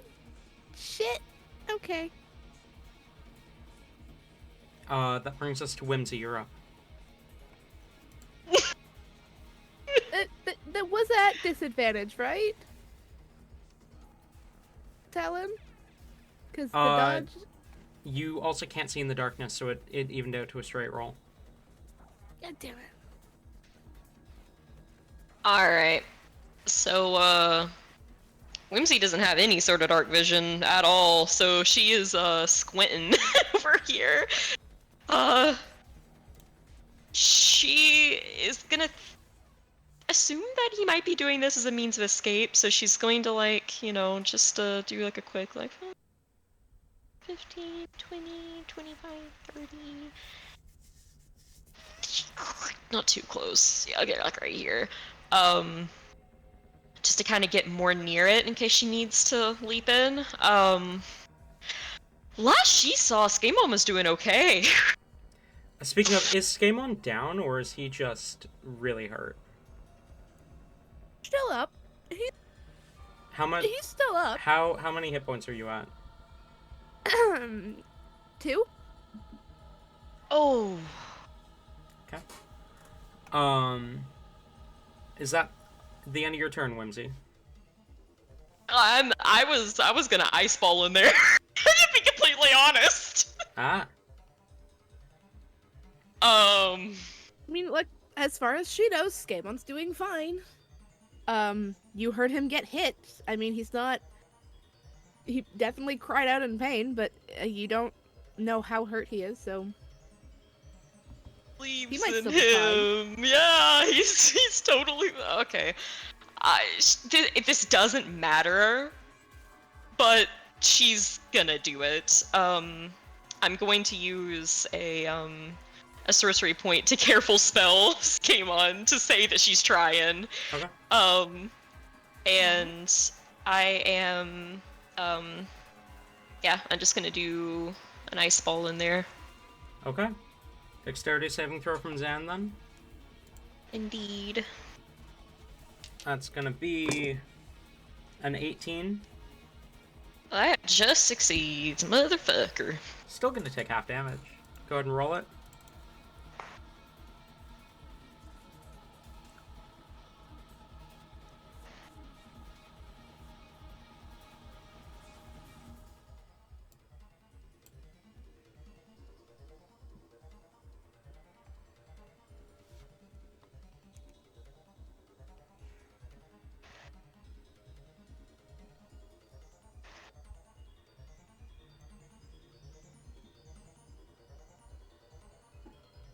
Okay, the full damage is 39. 39 points of cold damage. Halved to 13 because he saved. Not 13, 18.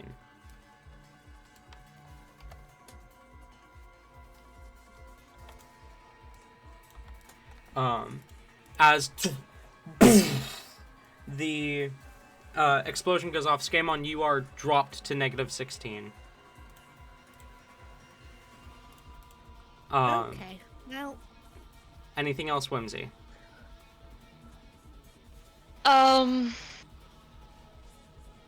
What does Careful Spell do? Guarantees that you save the dexterity saving throw. Okay. Um, Woohoo, He does fail the concentration check, dropping darkness. Oh! Oh, Okay, great. she was in the middle of kind of yelling out, Skemon, are you? And then her Yeah, face you just see fucking drops. And she is actually, because I had 5 foot of movement left, she's actually gonna kind of take a step back, like in shock. Love it. Yeah, that's my go. I do oh need wait, a I need to D20 see if I for- surge. yeah. Yeah. Oh my god. Yeah, that's it. This could go so fucking bad. Holy shit. Oh, yeah, is that a surge? Yeah, it is. It is. Oh, hell yeah. Go ahead and roll me a D100. Boy. I don't even care if I die here. Actually, I will, but like, I don't care if I die here because that's gonna be fun. What is it? 74. 74.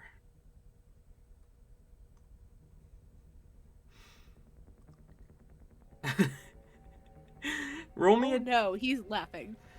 Hang on, I need to measure out... You are... Yeah, you are. Okay. Roll me a d4.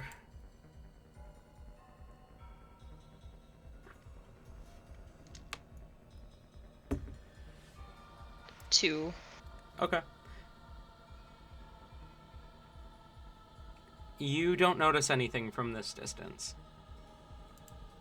Oh, that's What does terribly that concerning. mean? That's so concerning. What does that mean? Wild magic. That's what it means. Zahn, at the end of your turn, Whimsy, is going to legendary action move towards the portal. The moment he gets here, you see through the arcane gate, quickly rushing towards him in a tackle.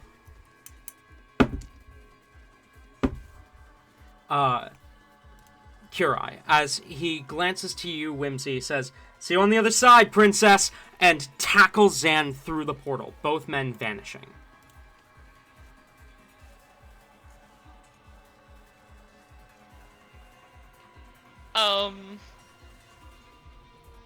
She's going to open her mouth in stunned silence before smiling, definitely muttering a, "Oh my god, he's so hot." And then if she can, she's gonna go over to Skaemon, and she's gonna try to, she can't heal him, but she's gonna try to start dragging his body through the portal, I guess. Okay. Wake him up. I can heal myself if he's awake. If she can, like, stabilize him, she'll try. You can roll me a medicine check if you would like. We'll try it. But I will remind you, if this goes poorly, it could count as failed death saves.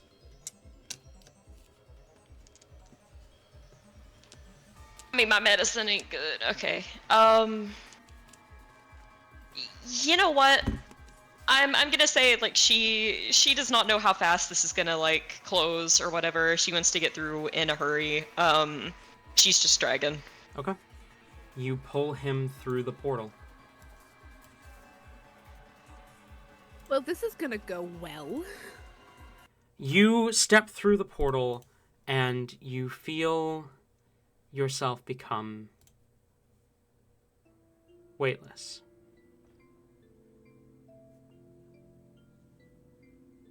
You are falling and being pulled in every direction.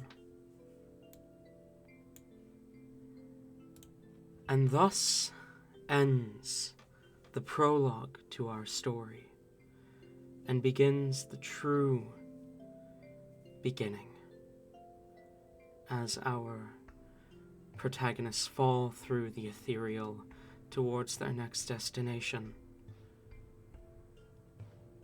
I think you're forgetting something, old man. Right. There is one more step, isn't there? Go ahead. Whimsy, you fall through the portal. You feel all the weightlessness. And then suddenly, you're sitting in a chair. You're in a room you don't recognize at all.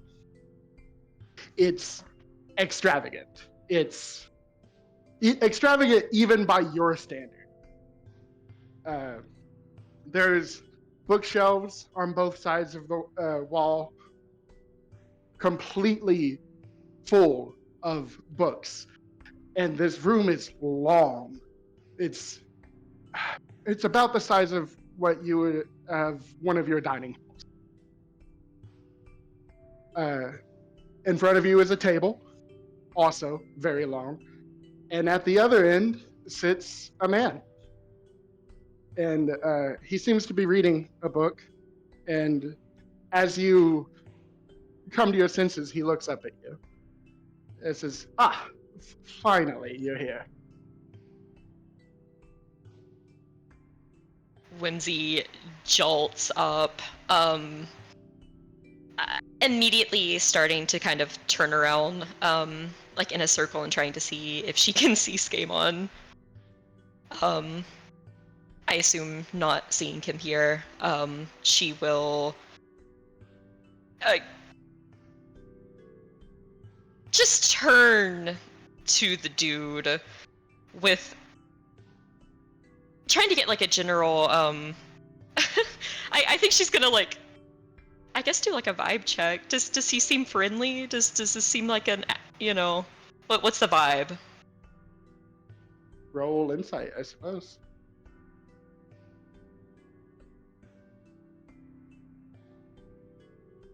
Oh damn, I mean, that's a natural 20 for a 23. I'll say he doesn't seem like anyone you've ever met before. He looks mostly like a human. He's normal proportions for a human. Seems to be an older gentleman. He's got gray hair and a gray beard. But when you look into his eyes, those aren't the eyes of a human. They're slitted, almost like a snake, and bright yellow. And you can tell from his expression that this is a very powerful man, but he does not currently have any ill intent towards you.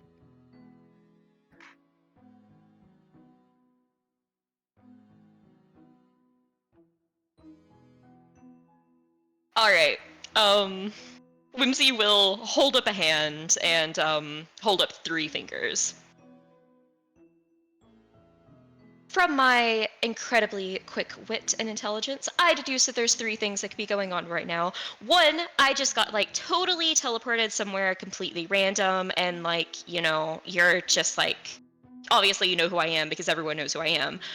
Or 2, you like brought me here because you realize that I'm so amazing and you're like, wow, Whimsy, I'm one to like, you know, like, wow, like it's time to finally ascend you to like your rightful position. Or 3, I'm dead and you're death.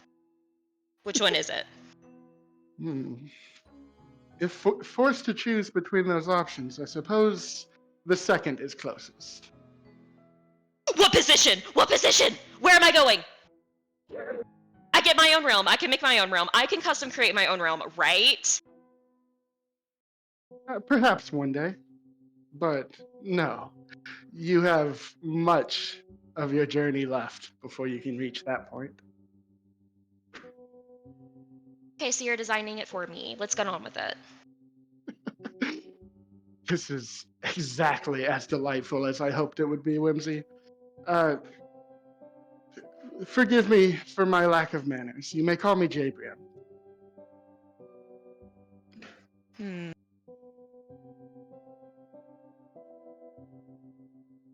Okay. So what kind of being are we talking about? You're obviously not just like a run-of-the-mill human. With you, very astute observations. I'm not sure if you know what I am. What is it you have nowadays? I think it might be best to think of me as a god. That's probably the closest thing in your lexicon.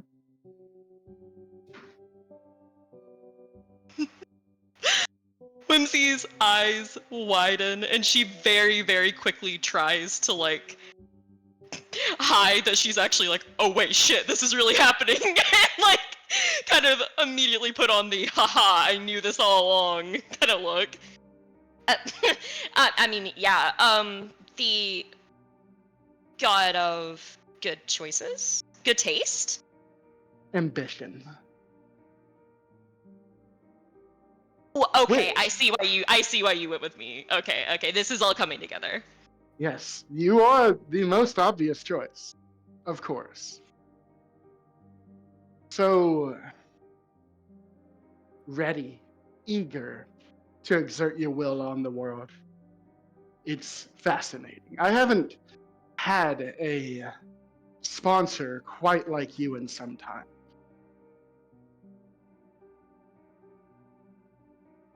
Sponsor. So is it like the thing where like I lied to the dude and I was all like, oh yeah, like I'll make you like my chosen, or well, it wasn't a lie because eventually, but I mean obviously like I don't have time for him, I don't give a fuck about him, but like is it that, but like you're being legitimate? Another astute observation. Yes, I suppose it is like that. You, if you should accept, will become my chosen. And I will ensure your story is fascinating to all readers, to all who might experience it.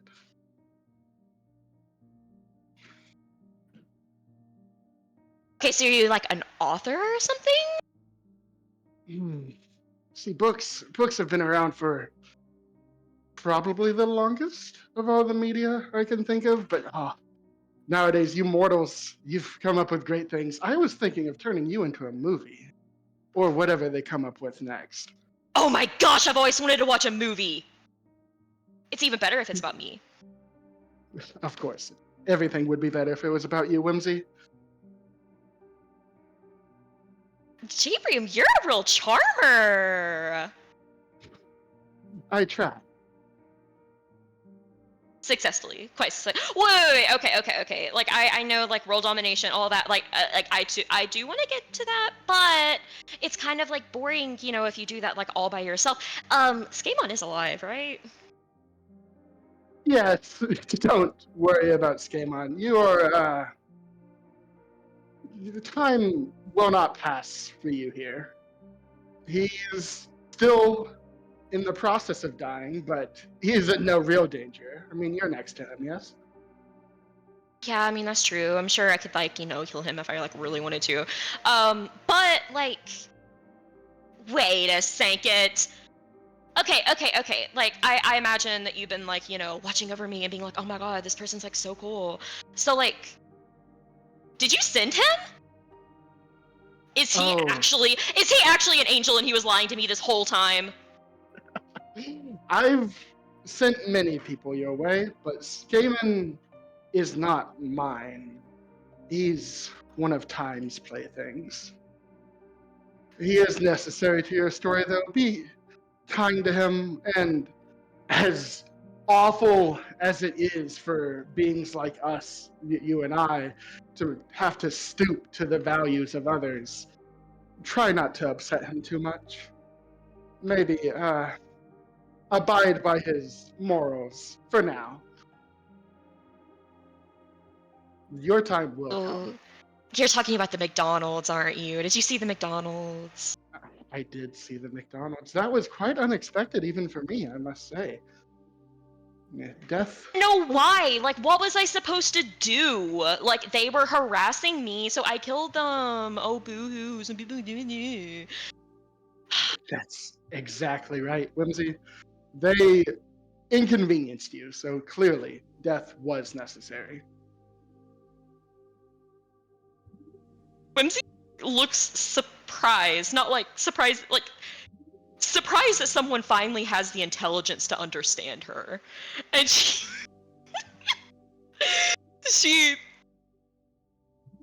smiles and gives a very sagely nod.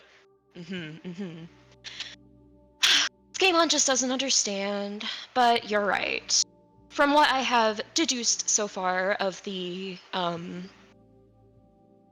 places that aren't where, you know, I was like my entire life, they do have moral codes. So I mean, I guess prison would kind of suck and I don't really want to deal with that, so I'll try not to blow up any more things, maybe.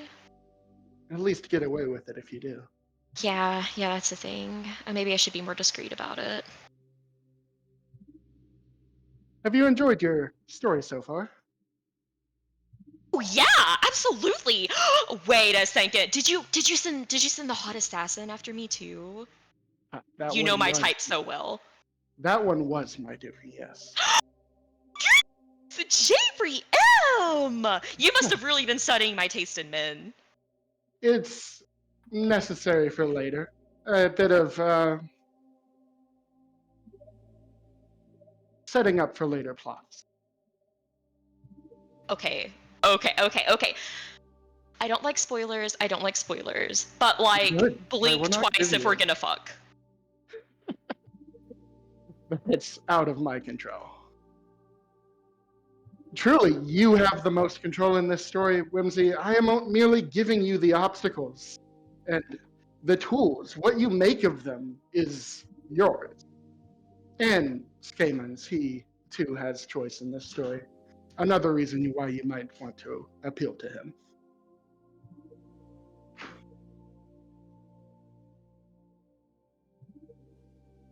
Okay. So there is like, I mean, obviously I knew that like I had a higher calling or whatever. Like, I mean, I already knew this stuff is like below me, but like, it's so nice to finally have it realized. So like, do you know like the end of this or whatever? Like, can you see that? Like, do you know what's going on? Vaguely. I know enough to know I want to know more. Okay,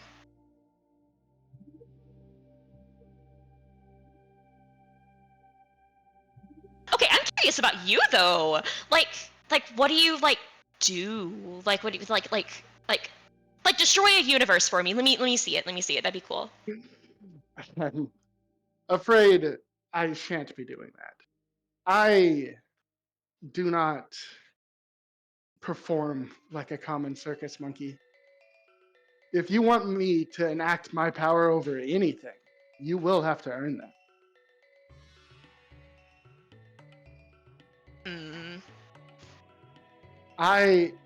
Part of ambition is that drive to go get it. You mortals are so good at that drive. Us, we tend to dilly-dally for vast quantity of time, but it's amazing how having that pressure of finite time drives you to do things. Truly, I have not had as many good stories since before your mortals arrived. It's so strange to be defined by your ability to die. She looks actually shocked. Okay, I think you're like a little confused about something. I'm not immortal. I can't die. That's not the way I'm using that phrase. But, Whimsy, you've read many books. Don't you agree it is far more exciting when the main character is put into danger? Danger that they might not make it out of. Aren't you excited to see how they might? Yeah, of course. I mean, adventure is great. Like, trust me. Like, I mean, I agree. Like, if it were like all easy, it would be kind of boring. Like, you know, a challenge every now and then is like kind of cool. Exactly. Conflict makes the story. And I do plan on providing you with conflict. And with assistance. Keep an eye out for anyone wearing yellow, particularly yellow feathers. They are somewhat of a symbol of mine. A very happy color. She looks him up and down. I can see it. You kind of seem like a yellow person. I don't know. I'm more of a gold. Is it? Are we talking like yellow, like sponge yellow, or are you talking gold? See, if gold was around when I chose my color, I would have picked that one, but it hadn't been made yet. Well, just change it, silly head. Why do that when I can have both? Well, do you have both? I do now. Wait, like you didn't, and I said that, and now you do. Sure. Oh my goodness! Okay, yeah, you know what? Yeah, a good decision. Listen to me and you'll go very far, Jabrium. I'm sure I would. Now, do you have any further questions? I can't meet with you like this too often, but I will when I can to check up on you. Okay, so does this come with like I know you said like assistance or like whatever, like does this come with like any benefits? Like do I get like, I mean like new powers or like what am I getting out of this? Everything you get from me, you earn. I don't give anything freely. But I will say, you have entertained me far more than I expected you to, even on this journey. So I will give you this. And he lowers his hand, like he raises his hand up and lowers it, and as he does, you feel a necklace like lower onto your neck. This will keep you protected from prying eyes, specifically your mother's, who might end your journey prematurely.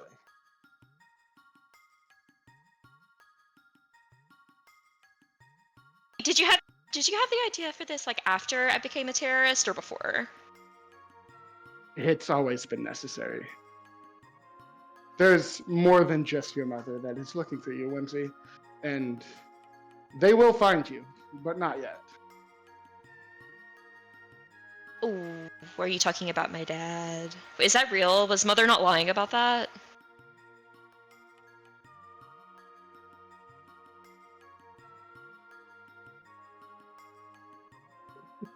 I suppose you'll have to wait and see. Okay, that's like I literally just like translated that. That's God for yes, Whimsy, you're totally right. I don't want to tell you you're right, but you're totally right. Okay, thank you, An Jabrium. astute observation, Whimsy. Very astute person, Jabrium. Oh, yes. Questions. Let's see. Slimes are your favorite animal, yes? Your favorite thing, other than me? I have grown fond of them through you. You are my favorite animal, Whimsy.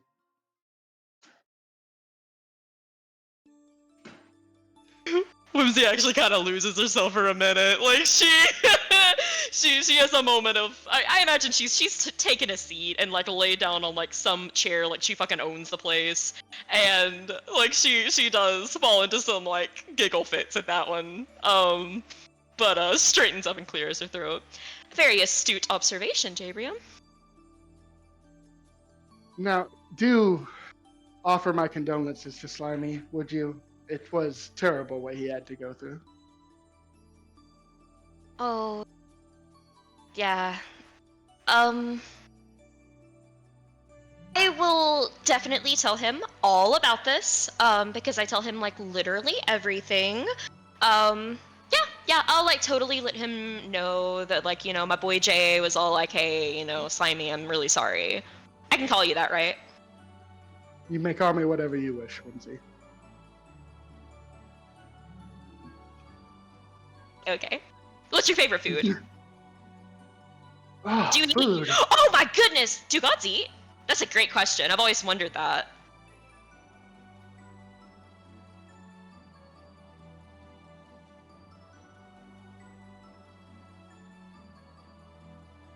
Do you piss? Do you shit? Are these really questions you want to know? I'll need to know whenever I'm like that, Like, I need to know if I'll still need to, like, Ah, then it would be a spoiler to tell you. No! I was joking! Jabrium, you can't take a joke! I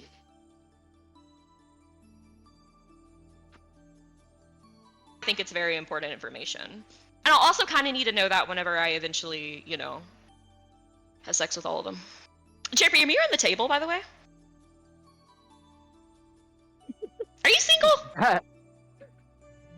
Do you think any could compare to me? I mean... I would not say I'm on the table. But I have sponsored you. You are sponsored by the god of ambition.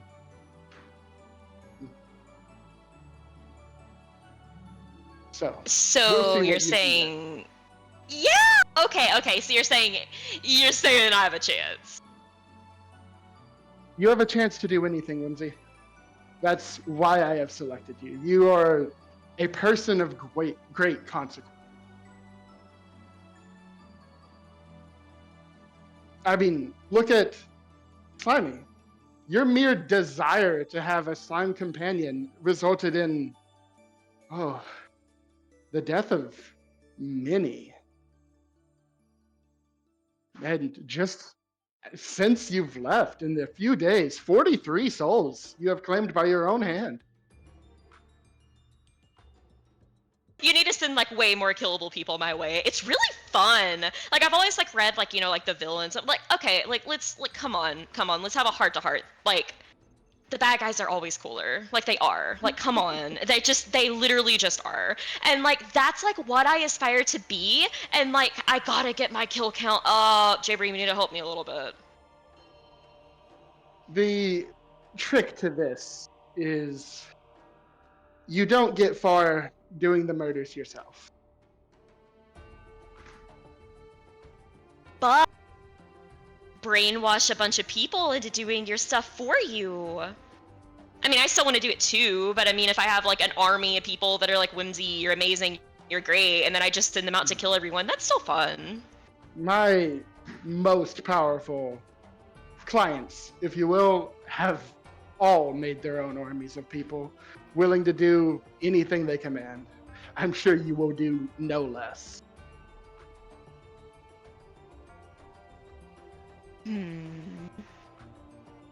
Okay, I need to stop thinking of names. I'm getting ahead of myself. Okay, last question. Like, I don't know. Like, I'm just looking at you, like, in your eyes, and wait, do you have a soul? Does this exist?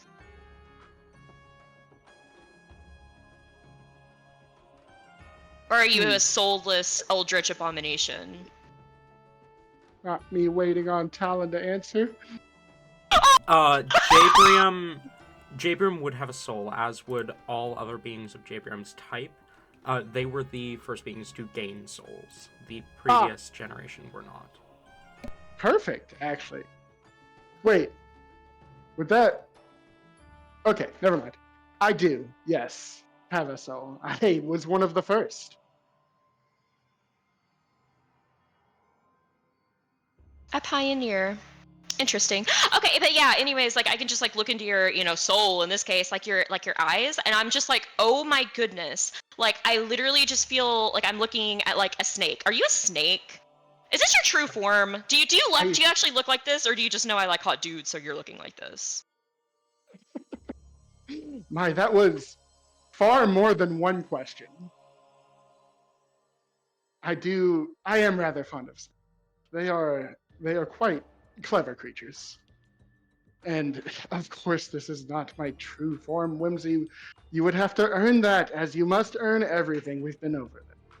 Okay, well, what do I need to do? Because like I need to see it. Come on. Must I do everything for you, Whimsy? I can't tell you what to do. Impress me. Okay, fine. I'll just exist and like do the things that I do like all the time, with or without you, and then like I'll come back. Okay, whatever. I can wait. I can wait if you're insistent.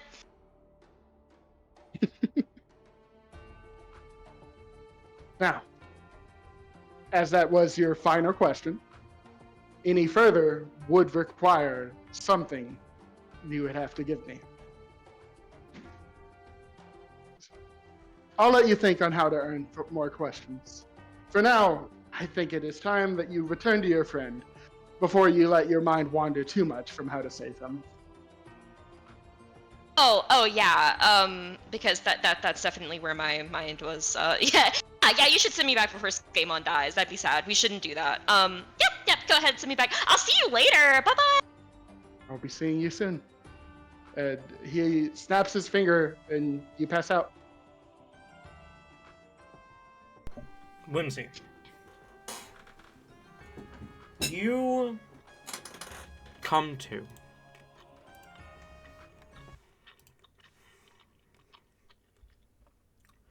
the breeze is the first thing she notices.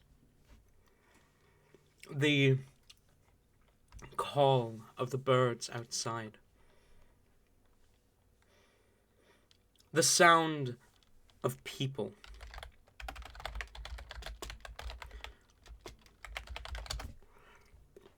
The echo of machinery. And the busyness of city streets.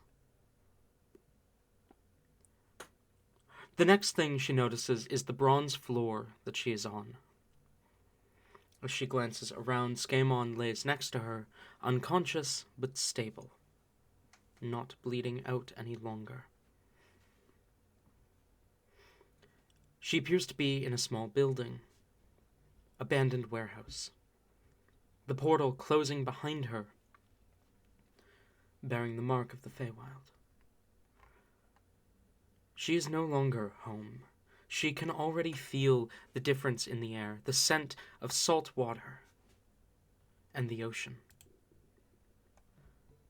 But more than just the ocean, she smells life. As if the ocean itself is the lifeblood of this plane. And then she notices that where she stands is rocking slightly. The small home ever so slightly shifting with the waves.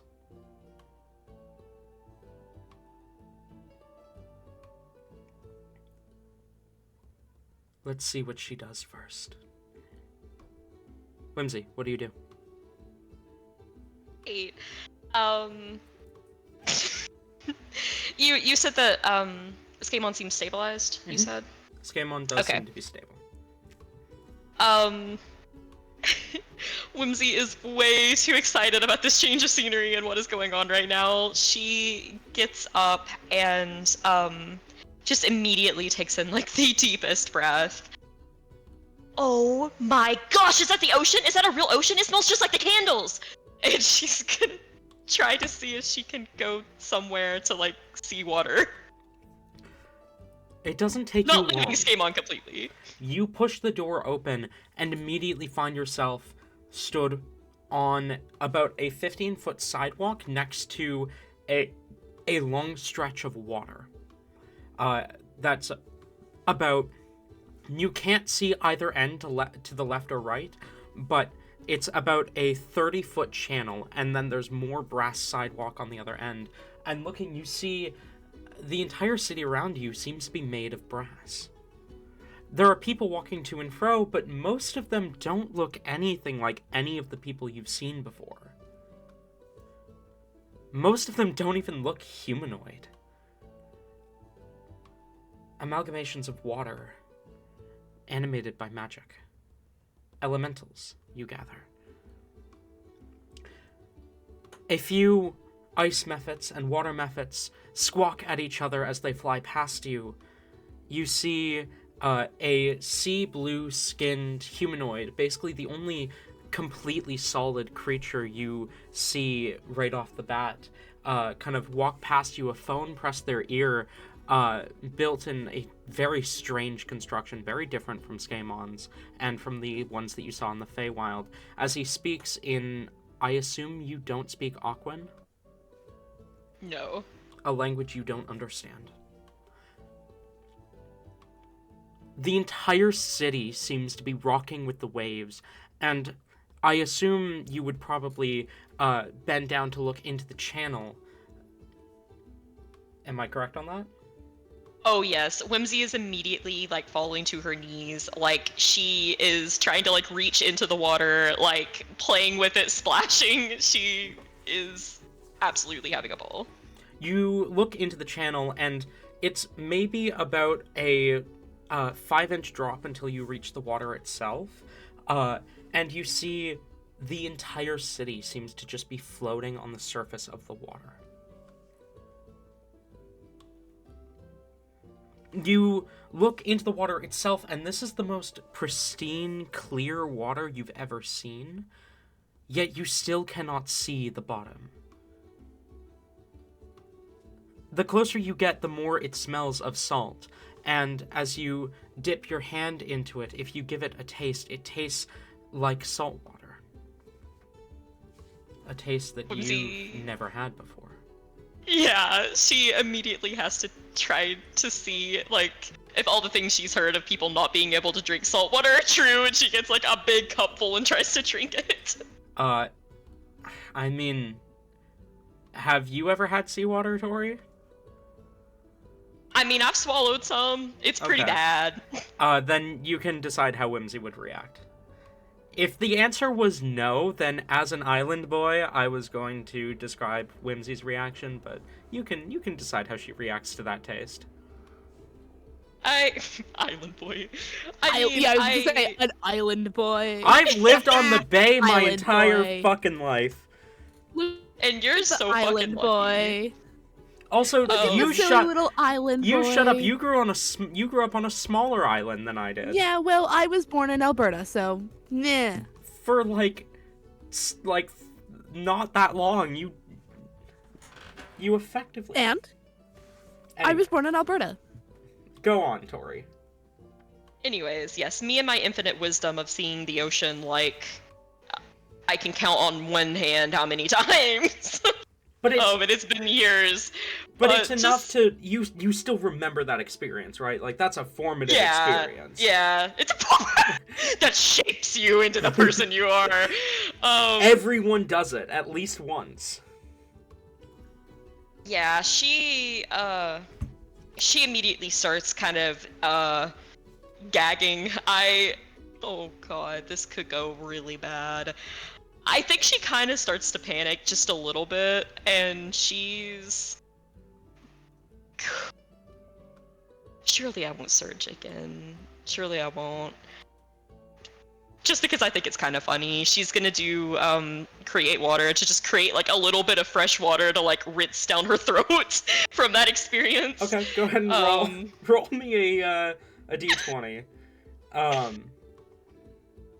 You do get a lot of weird looks as you gag at the seawater, or at least what you think are probably weird looks, considering these creatures don't have faces in the way that you understand them.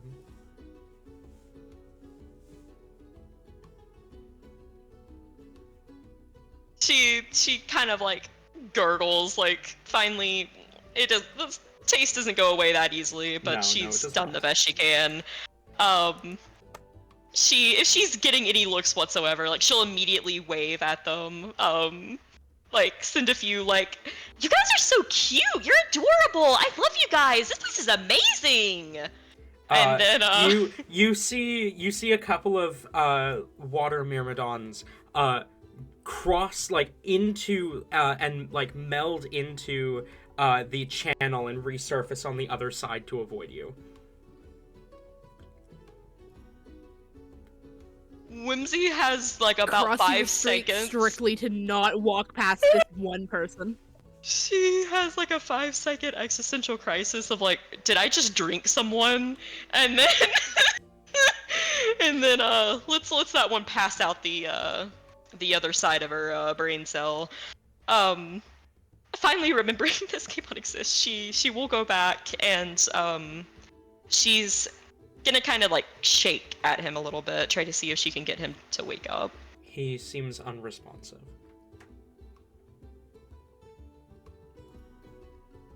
A shit-eating grin crosses her face. She's gonna scoop some salt water and put it down his mouth. I mean, it's just a taste version of smelling salts, so...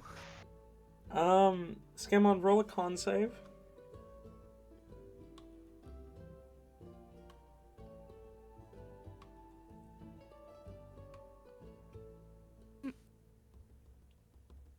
Seven?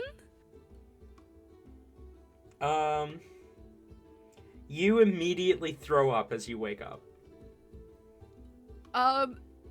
You wake Hold up to on. the taste of salt water in your mouth. Scamon, without thinking, is going to, I rolled for this, Tori, I'm so sorry, is going to swing essentially swing Bloodlust in the air, but, like, pommel first to, like, hit whoever is, right at their face. Roll attack with Bloodlust, but if it hits, it'll only do unarmed strike damage. Yeah, it won't. It doesn't do I rolled an 18, and that's before adding the bonus. So Whimsy, That'll hit. How much damage does your unarmed strike do? What? How do you? 1 plus your strength mod. What's your strength score? I know, I've seen it. That'll be 2 damage. Whimsy, you take 2 points bludgeoning damage as you get a sword pommel to the face.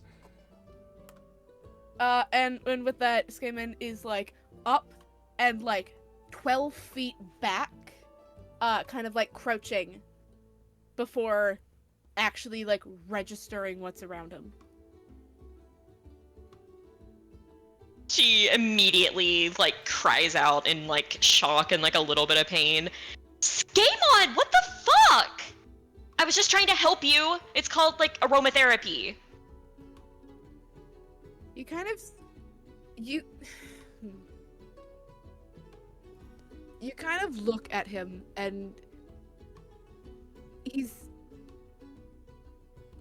slowly, like, coming back to reality, but for a moment there, the look in his eyes and his stance was definitely not how you have been previously seeing him. It was a lot... He looked a lot more, like, ready to just kill first, ask questions later, than he has previously been. As he just kind of slowly starts to blink and stand up from his...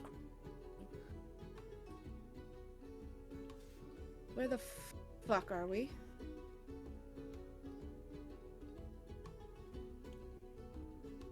Oh my goodness, I hit you, Whimsy. I'm so sorry. Oh my, that was a reflex. I'm so sorry. I did not mean to hit you. Are you okay? And he'll come over to check to make sure he hasn't, like, given you a black eye or, like, broken your nose or something. She actually blushes and gives, like, a genuinely, like, touched look at that. I'm fine. I mean, you can probably kiss it and make it better, but, you know, I'll live. I'm just gonna take a wild guess from, you know, books and studies and whatnot to think we're probably maybe in the elemental plane of water. I'm gonna guess. I mean, there's a lot of water out there. Skamon, have you ever seen the ocean before? I've never seen the ocean before. Like, I've gotten ocean-scented candles, and, like, you know, I've been like, mother, I need these ocean-scented candles, because the ocean sounds so cool, because there's, like, sea monsters in there, and, like, in all the coolest, like, you know, books and stuff, they're, like, slaying the sea monsters, and I kind of feel bad for the sea monsters, because the sea monsters are usually cute, like, in the picture books, so, like, you know, I kind of feel bad for them, but, like, do you think they have sea monsters out there? Are we about to get attacked? To answer the first question, Skamon, there are no oceans in the Shadowfell.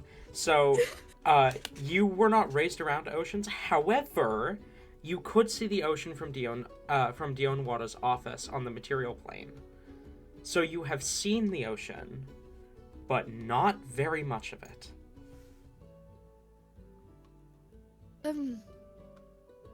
That was a lot of words. Sorry, you asked if I had seen the ocean?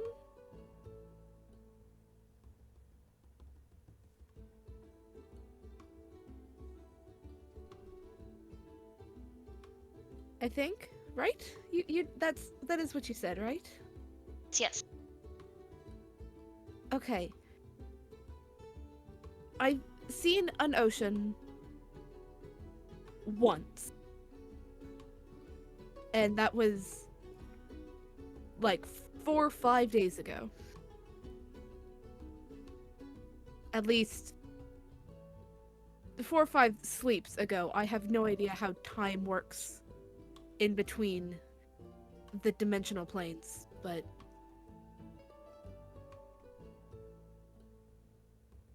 Okay. Have you For my ever brain counting swam patterns. in the ocean? Can you swim? I'm assuming there's like is There like there lakes or are rivers? lakes and rivers, just no oceans. I mean, yes, you kind of a poor survival tactic to not be able to swim. So you learn how to swim fairly young. I know how to swim.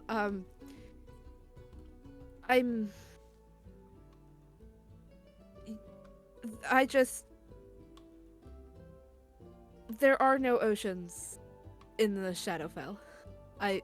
The only time I've ever seen an ocean in general was when I was in the mortal plane for all of 12 to 24 hours.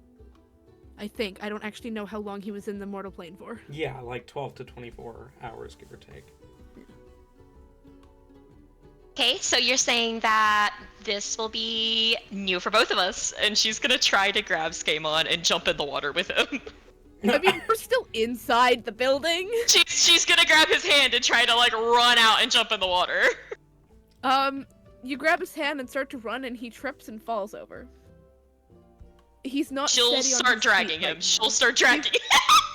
No, he does not let that happen. Actually, he's not gonna get dragged to the ocean right now, when he hardly can breathe at the moment. Hey, Skamon, just be lame over there. Watch a beautiful mermaid in action. She's gonna jump in the water with all of her clothes on. Swim. Oh no. I Okay. imagine that she's had people summon her, like, you know, fucking swimming pools and shit. Like, Yeah. she can swim. She can Yeah. swim. You jump into the channel, and you get more looks that are probably weird looks, but again, most of these creatures look to be of the elemental variety, and thus don't have faces in the way you understand them. You hear one of them probably says something, looking at you with what you guess might be a worried expression. But you don't understand the language, nor do you understand the attempted facial expressions. Well, she's gonna return her own facial expression. She's gonna give a double thumbs up and a huge smile. Okay, can Gaben's I gonna have a perception check hobble- from both of you? Oh no! This is gonna be like a middle finger or something. Gaben is going to be just outside of whatever building they were in, against the wall. He's gonna attempt to cast Cure Wounds on himself. I say attempt because I don't know if the magic is gonna be weird here. You are able to cast Cure Wounds. The weave reaches Okay, so here I'm just as it does the Shadowfell and the Feywild. Right. Casting Cure Wounds at 3rd level then.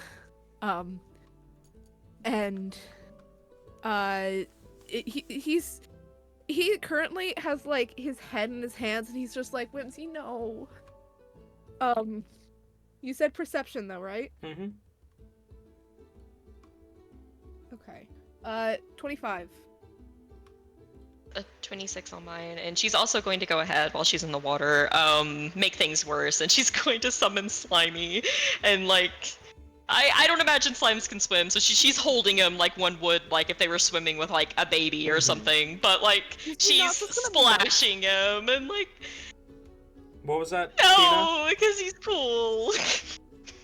I didn't catch what Bina said. Is he not just gonna melt? No. No, he's not. However, you do both notice a large shape under the water moving upwards towards the channel that Whimsy is currently swimming in. Oh my god, no. Oh no, and you're waterlogged as well, so you'd be even heavier. Damn it. How fast is it approaching? Pretty quickly. Fuck. Okay. Oh, this is gonna go horribly. Skaemon is going to be really dumb, make dumb decisions, and is going to, open his wings and attempt to fly out, over to Whimsy and grab her and the slime, and, like, essentially drag her back to the side, and then try and, like, get her out of the water. Roll as athletics. quick as he can. Whimsy, you do see this shape approaching as well. Are you trying to help Skaemon get you out of its path? Is there anything I can make out of this shape of what this might be? Maybe a whale. Like, a whale or some kind of sea monster. It is massive. Oh, fuck yeah. Whimsy is... Oh my god. Like, me, I am, like, screaming over here, like, fucking... This is terrifying. I literally think that she's just gonna, like, point down and be like, Slimy, look, it's a real sea monster! It's coming for us! That's no on the helping Skaemon try to get you out of the water? No. She's not fighting against you if you do try, but she's not really paying much attention to you. Okay, roll an athletics Okay, check then. well, Skaemon. that'll be a 7. Can I at least get her to the edge of the channel before failing to get her up? You're able to get Okay, her to great. the edge of the channel pretty easily. It's getting her up that becomes difficult. As the shape comes closer and closer to the surface, you begin to see that it is not a whale. It is not a sea monster.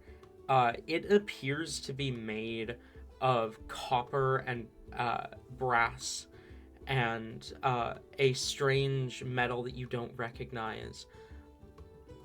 As it is surfacing, it breaks the surface about 2 feet from Whimsy, barely fitting into the channel. Skaemon's once again trying to pull Whimsy out of the channel. As you see a massive submarine.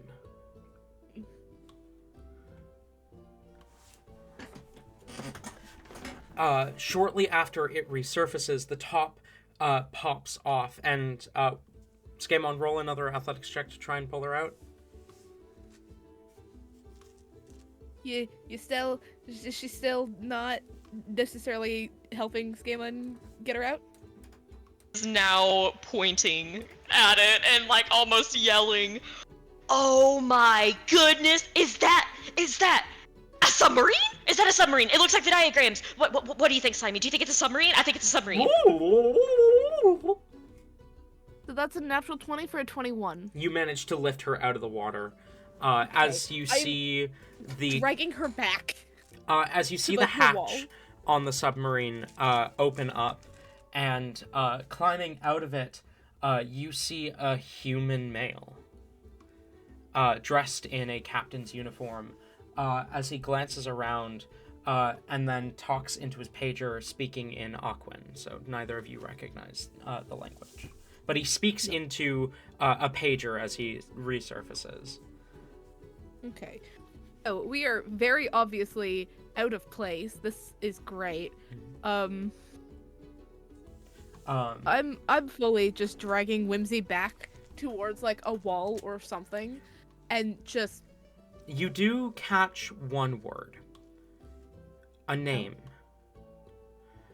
Can I have a history check from both of you regarding that name? No, you cannot. That'll be a 9.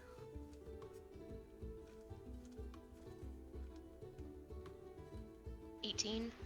Whimsy. It seems that either you were incredibly correct, or this is a brilliant coincidence about this being the plane of water, as the name that is spoken is Atlantis, the capital city of the elemental plane of water.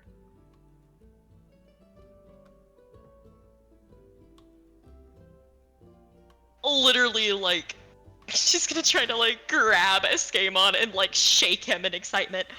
Atlantis! Atlantis! We're in Atlantis! We're really here! We're really here! Oh my gosh! This is the place! This is the place! I've heard about this place! I've heard about it! It's really cool! Skamon is still, like, guiding Whimsy to, like, someplace that has a little bit of cover, considering she is now dripping wet with water, and we are very, very out of place in this area. So he is just trying to gather his bearings. You do see the human kind of glance around, and then his eyes land on the two of you, and he kind of tilts his head, narrowing his eyes. He speaks into his pager briefly. You catch the word material. Before he puts it on his belt and kind of hops from the submarine onto the sidewalk, and begins to approach you two. He's very At this quickly... point, Skamon is like quickly shuffling his wings back into a cape, to hopefully make it look like they were never there. Even though previously they were helping him keep his balance as he drug Whimsy out of the water, so they are no longer visible as wings, but it's very obvious that they were there at one point.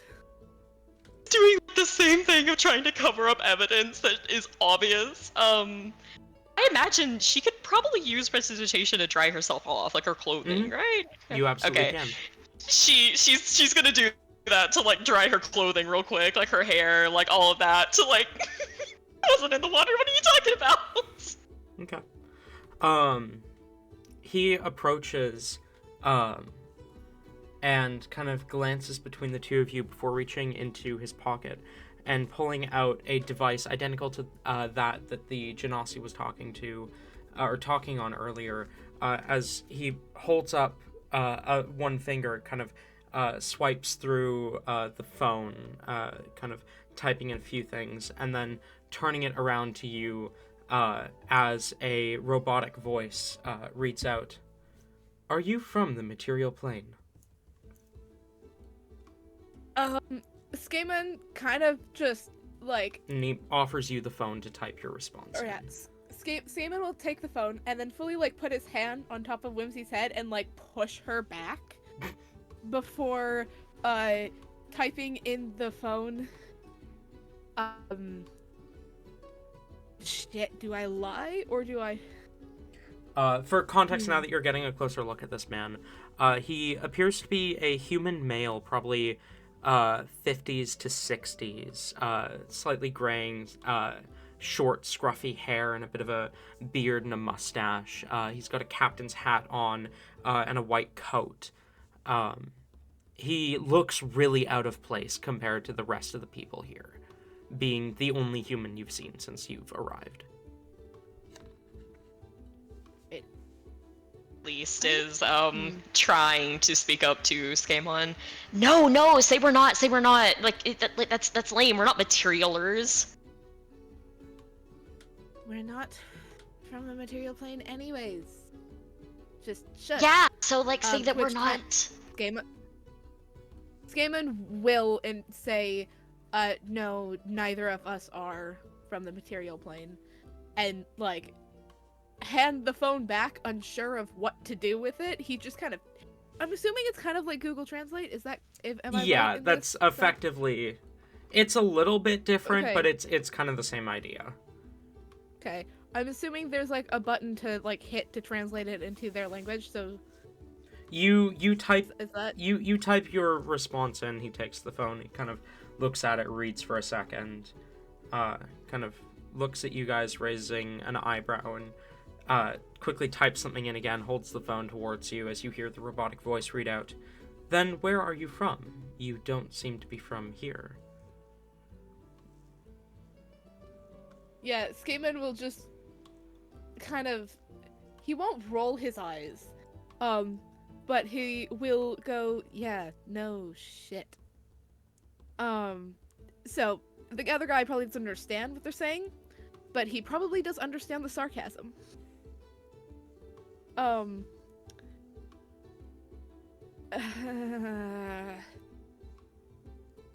I don't feel like lying today. Skaemon will type out, she's from the Feywild, and I'm from the Shadowfell.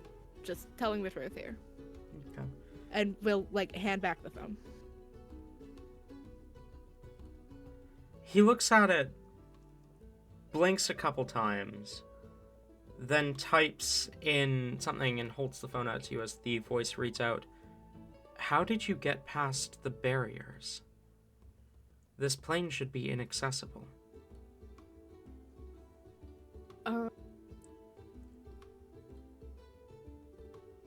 Doesn't actually take the phone at this point, but then just kind of, like, looks at Whimsy. So apparently there were barriers. We really shouldn't be here. This is a problem. We shouldn't be, but now we are, so like we should enjoy it. And obviously this is where, you know, Zam went, so like he's Yeah, probably here. This is this is amazing. This is an amazing opportunity. I've never been here. This is cool. Say that we like just fell through a portal or something. I mean, it's kind of he'll true. take the phone back while Whimsy's talking. Just kind of like half listening to Whimsy. As he types in,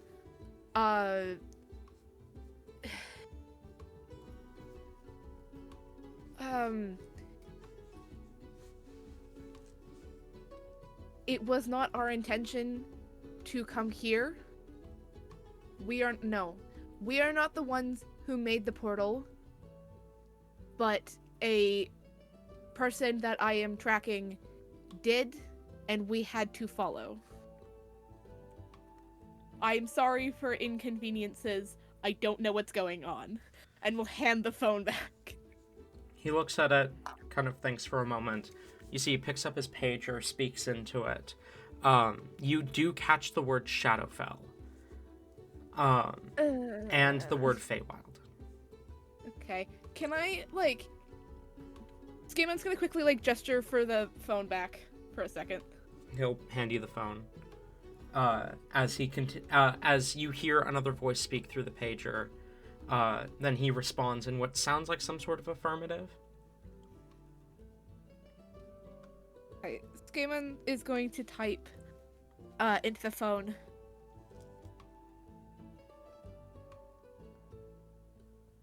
I just woke up. Please don't please don't kill us. And we'll just hand the phone back. He reads it, looks incredibly surprised and taken aback by the request. Before... And it's very... It's like, he hands it back and then awkwardly, like, stands, trying to not look threatening, but also standing in front of Whimsy in a defensive way. He quickly, like, types out something, as he hands the phone back. The robotic voice reads out, "Are the Shadowfell police truly that violent?" Skaemon will type back, "No, however, so much has tried to kill us in the last... I don't know what the equivalent time is here, but for me, hour. More specifically, the person I'm trying to grab. No, I'm not gonna say that, actually. We have almost died multiple times within an hour. This is new for both of us. We don't know what to expect." And we'll hand the phone back. You see his expression kind of soften to one of sympathy, before he quickly types out one more thing, and hits the button as he holds it out to you. The robotic voice reads off, "Follow me. I'm gonna take you to my superior. He should be able to help you." Skaemon looks very skeptical at that. Like, looks back and forth at the phone and to the guy, and just... He takes it, noticing your skepticism, and quickly types out an addition, and then holds it back out to you as the robotic voice reads off, "Or you could wander the plane aimlessly."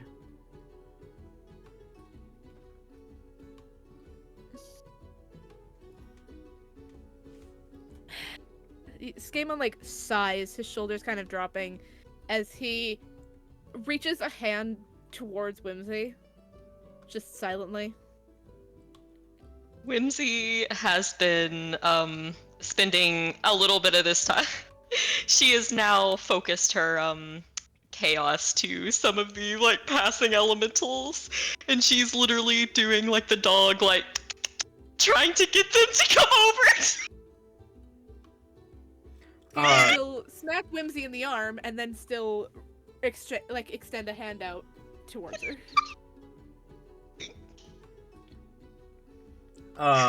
They actively ignore you.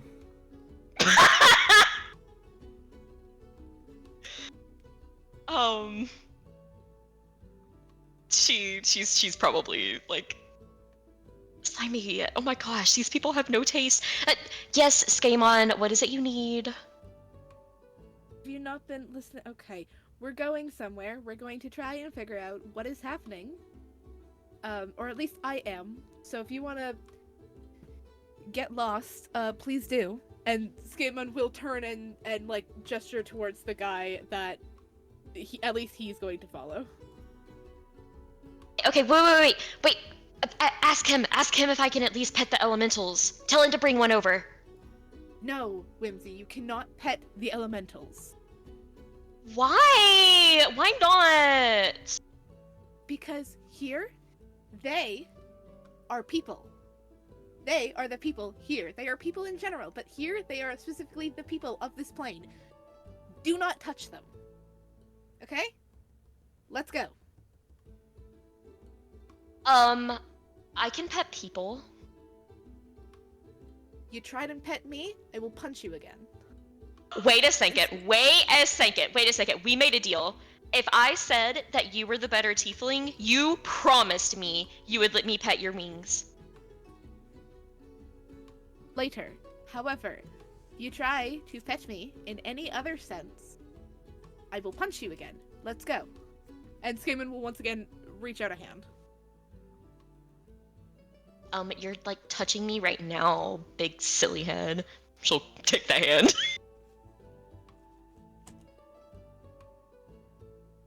Just gonna, like, hold on to her hand and just follow the other guy. Okay. He turns and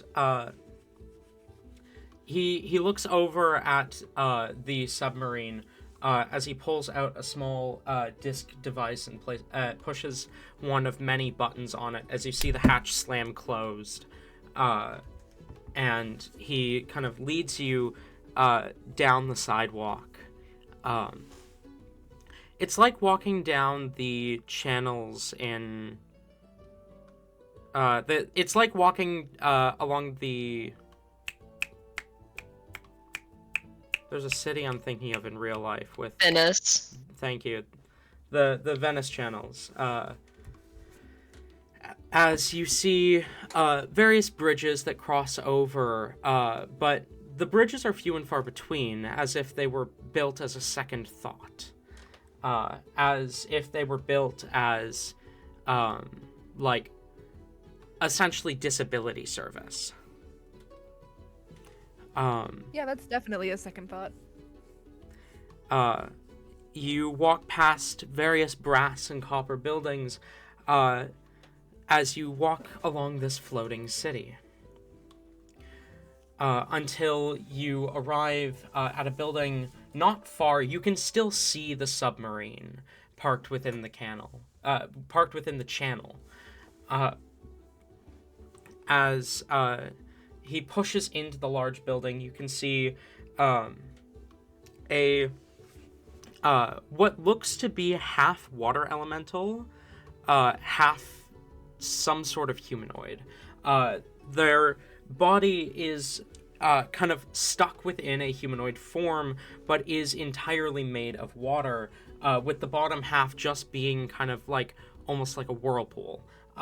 As they turn their attention towards you, they speak up in a language you don't recognize, talking to the guy who leads you in.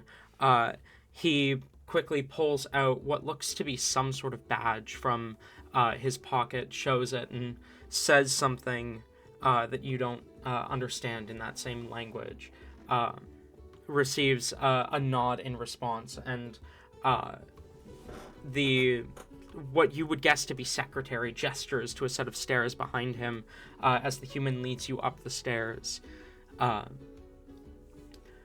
and into an office room. As the door opens, you see a genie. A large male creature made of water in a vaguely humanoid shape as he looks to you and speaks up in an excitable voice to the two of you in common as he says, "Ah! You must be the strange new arrivals. Welcome. How can I help you, eh?" Hello. Speaks good. Are you a genie? Indeed I am. Oh my god. Okay, do you guys actually live in lamps? That is... I'm sorry, she's very sheltered and she only knows books. That is an incredibly harmful part of our history. She only knows, like, fantasy books and, like, a select 4 different kinds of people and what they actually do. I'm so sorry. That was when we were enslaved by mortals. Some of us are still out there in the material plane somewhere. That's why we had to build the borders to prevent access or exit of the planes, so that more of our people don't get enslaved.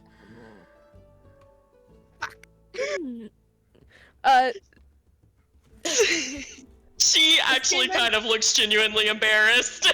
She's searching for a way out of it.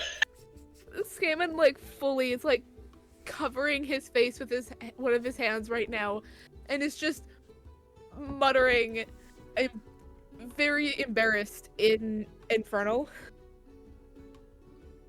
It's mostly along the lines of, like, oh my goodness, why me? What did I do to deserve this? Why am I here like this? Why do I have to deal with her?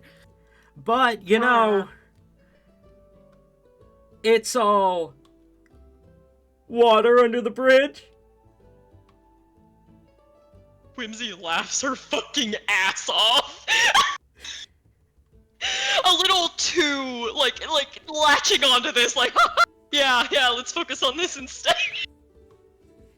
Scammon does chuckle at that, the joke a little bit, before, like, kind of brushing his hair out of his face, and not sure what to do. He kind of just looks the genie in the eye for a second, and forgets how to talk. So, do you two know anything I'm hearing about this commotion of a couple people, falling into the, channels out near where you were found?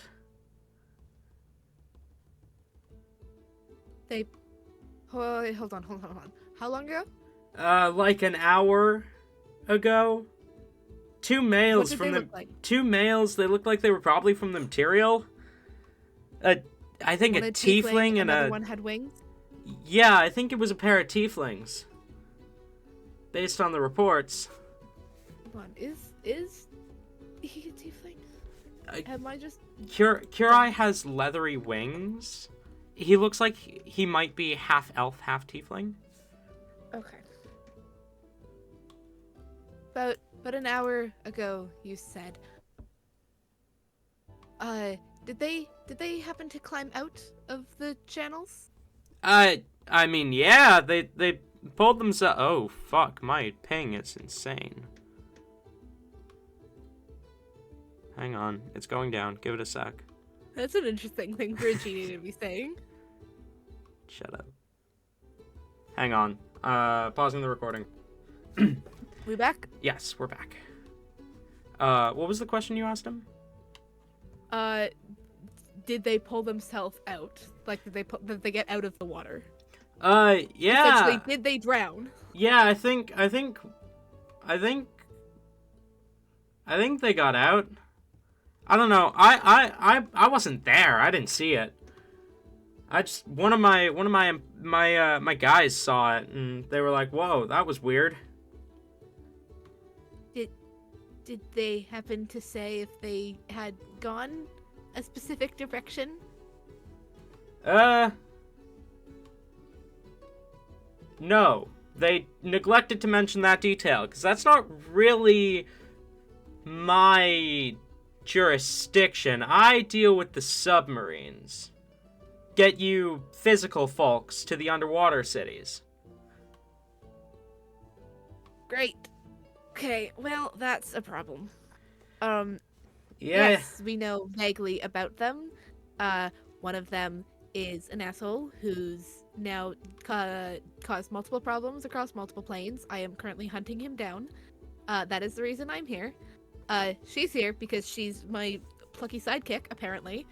And I don't know literally anything about the one with wings. Other than Hey, the fact that funky sidekick. here. He actually means girlfriend. No, I do not. I very much do not mean girlfriend. Thank you very much. Right. Well, look, I can't do much for you. And most of us have sworn off using our magic for obvious reasons. But I'll do you one favor, alright? Why? Because I came from the material. I know what it's like to be new here.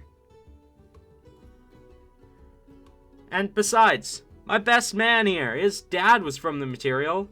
So was his mom. They came here, they were like refugees or something, right, man? He looks at the human who, like, just kind of raises an eyebrow.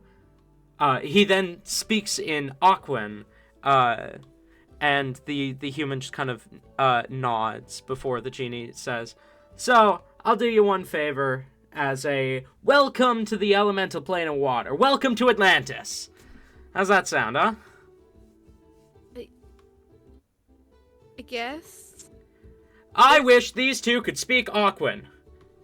As magic curls off the genie, and kind of pounds itself into you, and immediately you begin to understand the speech that you hear outside, people talking to and fro, as the genie casts Wish. We know this language now? You can both add Aquan to your known languages. Fuck yeah. Okay. Hell yeah. Whimsy, like, squeals, and she's immediately going to... How do you spell it? Aquan. Aquan. She's immediately going to test it out by, like, trying to say, like, all of the curse words, like, Gaiman is once again going to put his head in his hands and just groan. The human responds in Aquan, but you understand him now, as he says, "Oh, quite a mouth on you, eh?" Oh, this is so cool! Thank you! Thank you! Oh my gosh, thank you! Like I said, one favor. Now, unless you're here to order a ride on the submarines, which I don't recommend right now, considering I don't recommend it. You should probably talk to, like, find the immigrations officer in the central city hall. That'll be your best bet. Okay, why shouldn't we ride the submarines though? Those looked really cool. Go under the giant thing of just pressure and death. I'd rather not actually go underwater. That would be No, great if we could that's not the problem. The underwater isn't the problem. The underwater is a problem for me. Okay. Well, that's not why I don't recommend it. Let's just leave it at if There's a you creature have in the water. maybe, we don't know. But if you ever want to see your loved ones again, maybe just don't.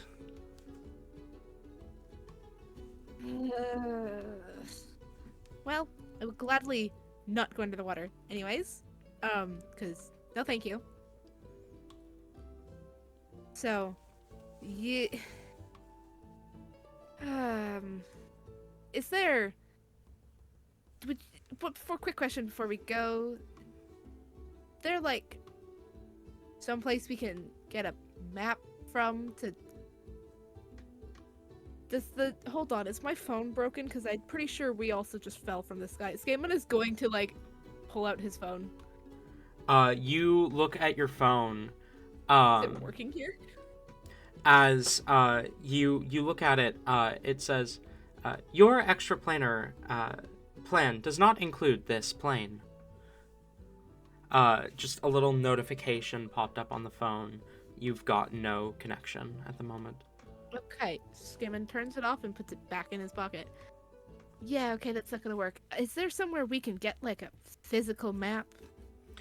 A physical map? Honestly, just go to the town hall. They're gonna have like, or to the city hall. They're gonna have like everything. Great. Which direction is that? And how do we get there?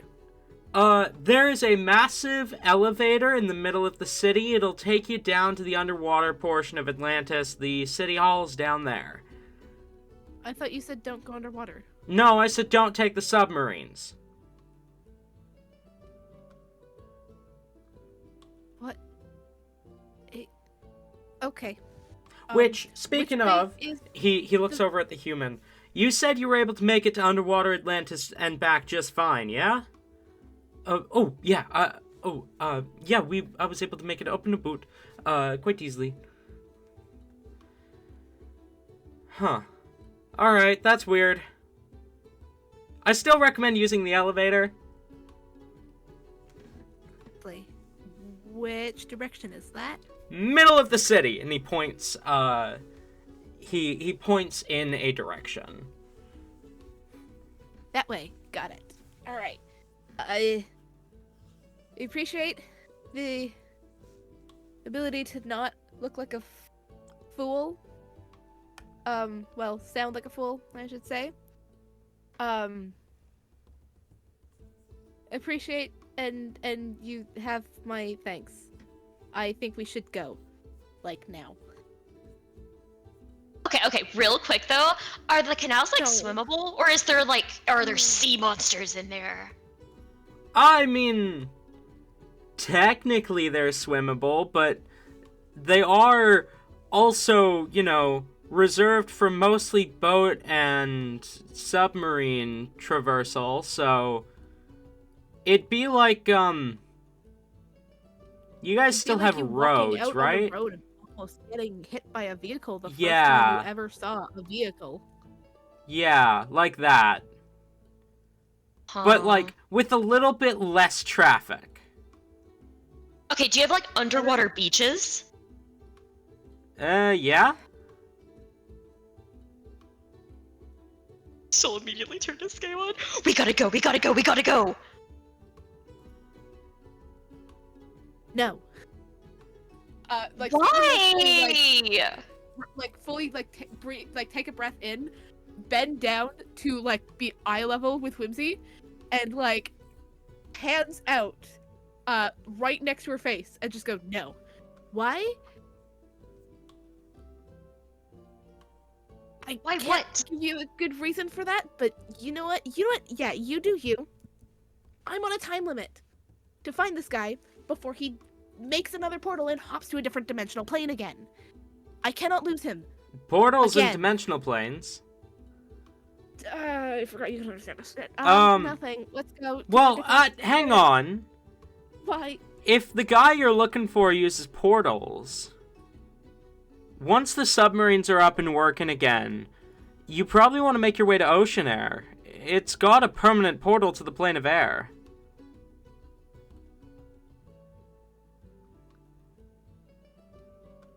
If your guy's bouncing between planes, that'll probably be his next destination.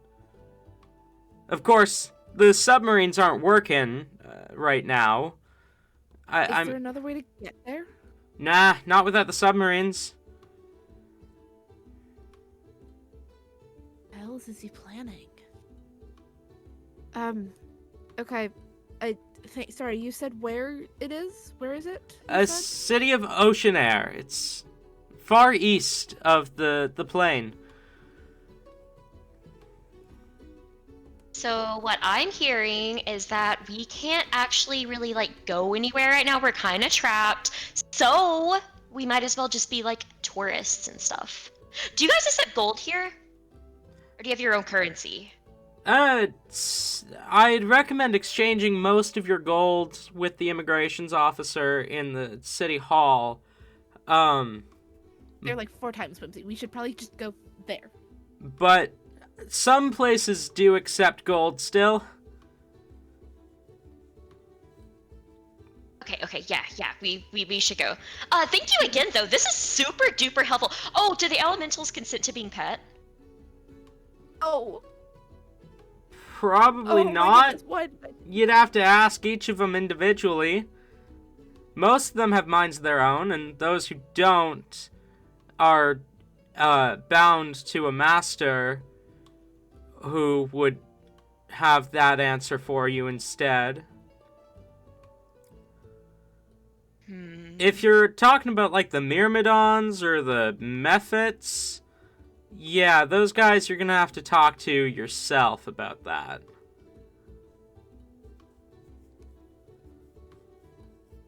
How about no touching the people? Okay, but I could bribe them with food. Do they eat? Do they eat types of water?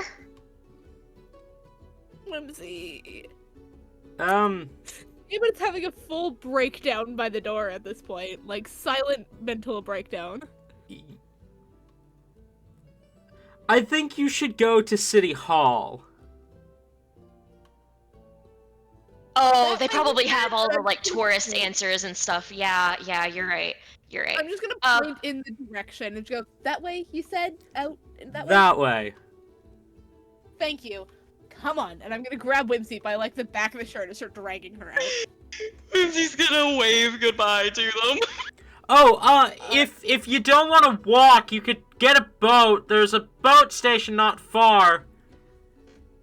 I think They we'll just be fine take you on through the foot. channels. All right. Yeah, bye. Take Thank you. care. I'm so sorry once again. You Oh my as you're walking out, you hear faintly through the door, "What a bunch of weirdos." I'm going to hold on. No, you know what? No, Skimma's not paying attention. Skimma's just dragging Whimsy out of there. Okay. Game on, what do you have against curiosity?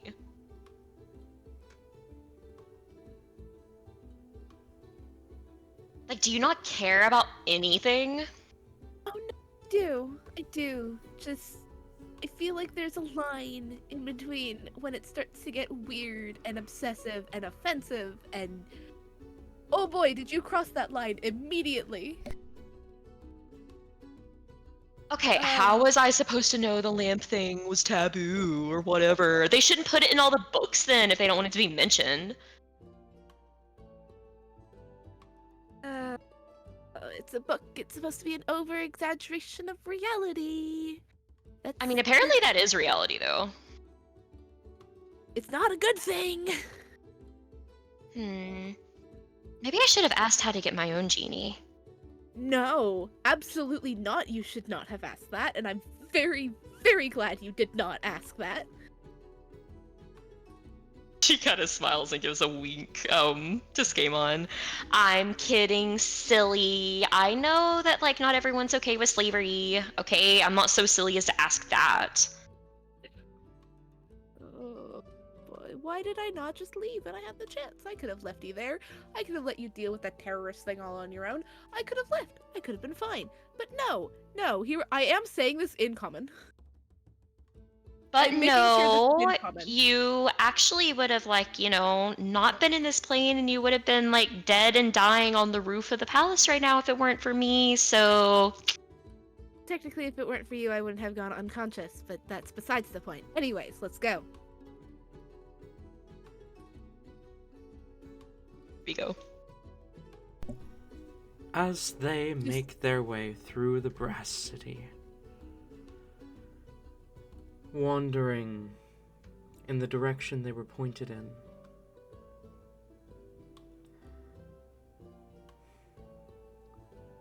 the pair of our protagonists, feet on brass as they pass by many strange peoples. The few more physical folks they pass are mostly Genasi, Tritons, sea elves. They pass a few merfolk swimming in the channels as Skaemon drags Whimsy away from drawing too much attention to herself. Making their way to the center of the city, they come to the large central building. A massive building stands in the center of the floating city. Within are many different services, but the one that you're looking for you find very easily. In the center of this massive tower, an elevator leading downwards. Oh yay, more elevators. Let's not die this time. You crowd onto the elevator along with quite a few other people. It fits maybe 50 people on the elevator at once, possibly that's a big more. elevator. As the platform begins to descend, immediately you find yourself descending past water.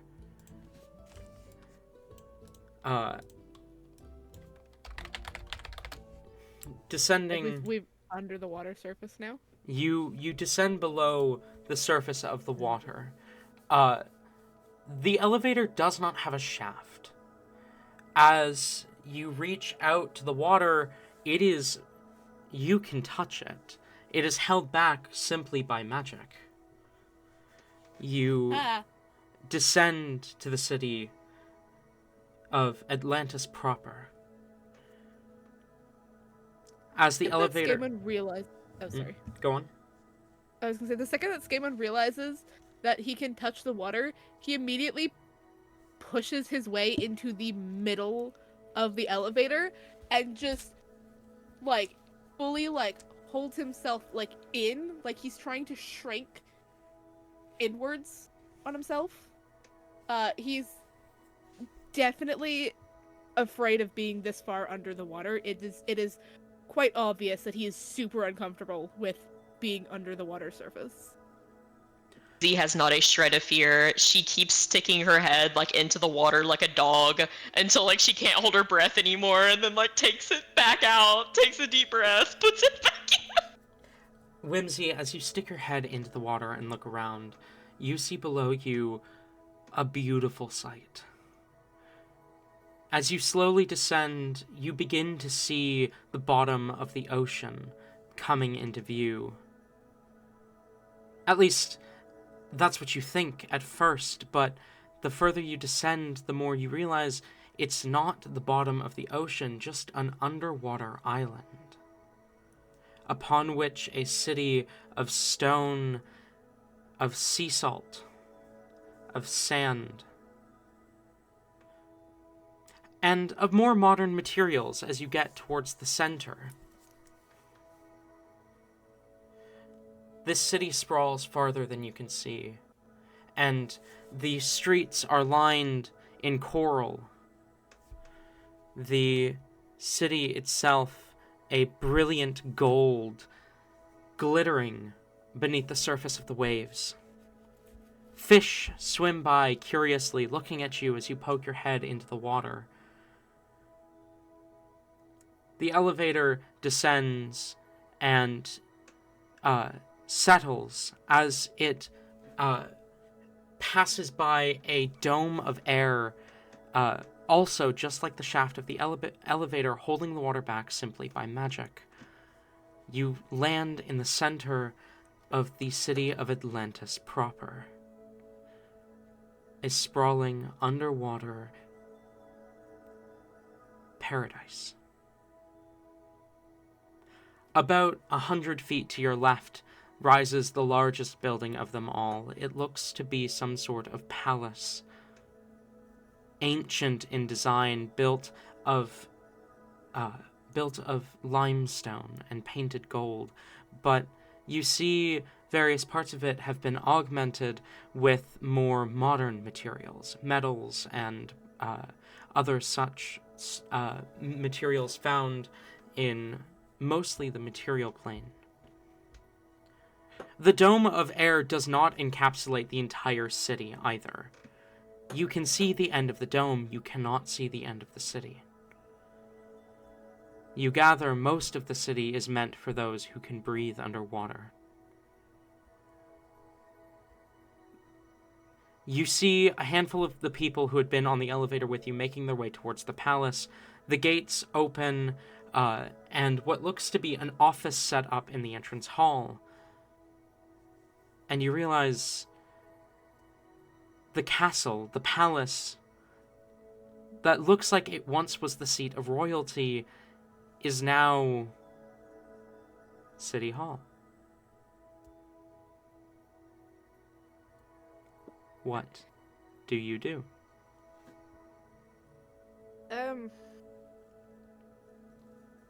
Skaman attempts to gather himself and his emotions.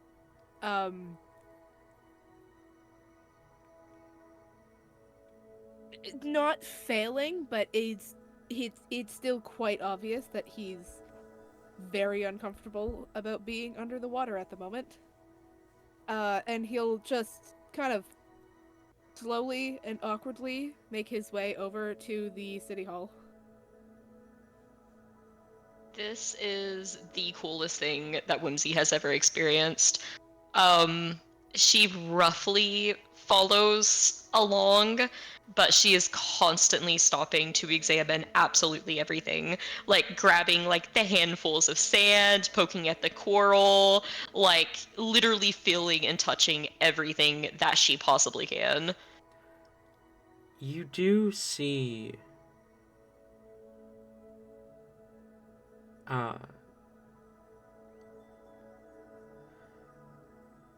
interestingly, fish swimming about within the air bubble, as if they are unbothered by the lack of water. Or maybe the water is there for them. The coral, despite not being surrounded by the seawater it needs to thrive, seems to be thriving regardless. And you can't help but feel a layer of dampness on your skin as you walk. Really doesn't like this. You make your way towards City Hall, poking and prodding at everything that seems curious, different, unusual, which is everything. A long line... Real quick, she is going to try to test something when she notices these like air flying fish. She's going to try to just do shape water like in the air around her and see if she can manipulate it at all. There's nothing for your spell to latch onto.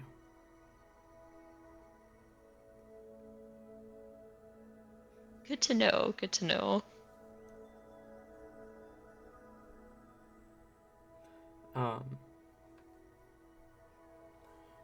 You approach City Hall, and there is a long line, but the line is moving fairly quickly. It's about 20 minutes of waiting before you approach the front desk. You see a woman, finned ears, and beautiful pearlescent fish scales covering her face. Armor that matches that same pearlescent design on her shoulder pads and as a breastplate that looks almost more fashionable than actual protection. You do see bits of exposed skin as though she has maybe a human grandfather, but the rest of her is clearly some sort of sea folk. Long, black hair that seems to almost float around her as if in water. She looks to you from behind the counter as she says, "Greetings, how may I help you?"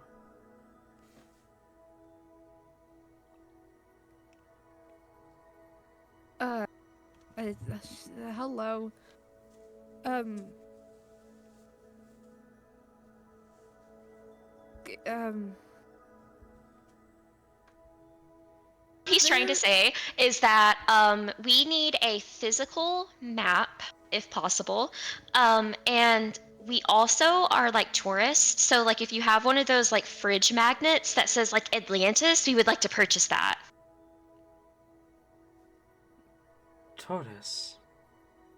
That shouldn't be possible, eh?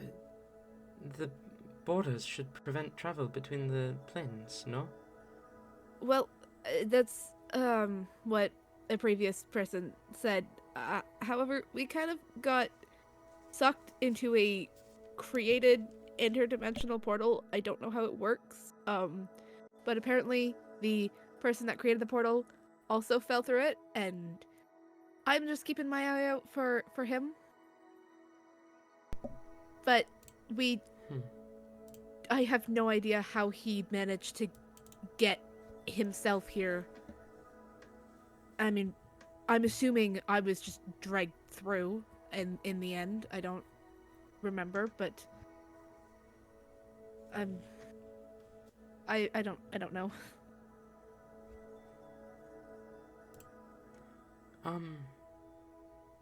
Strange. Well, perhaps... She thinks for a moment before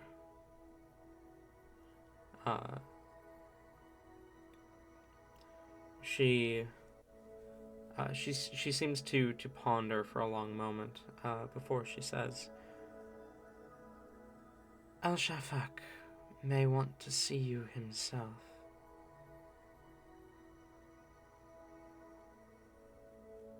Who?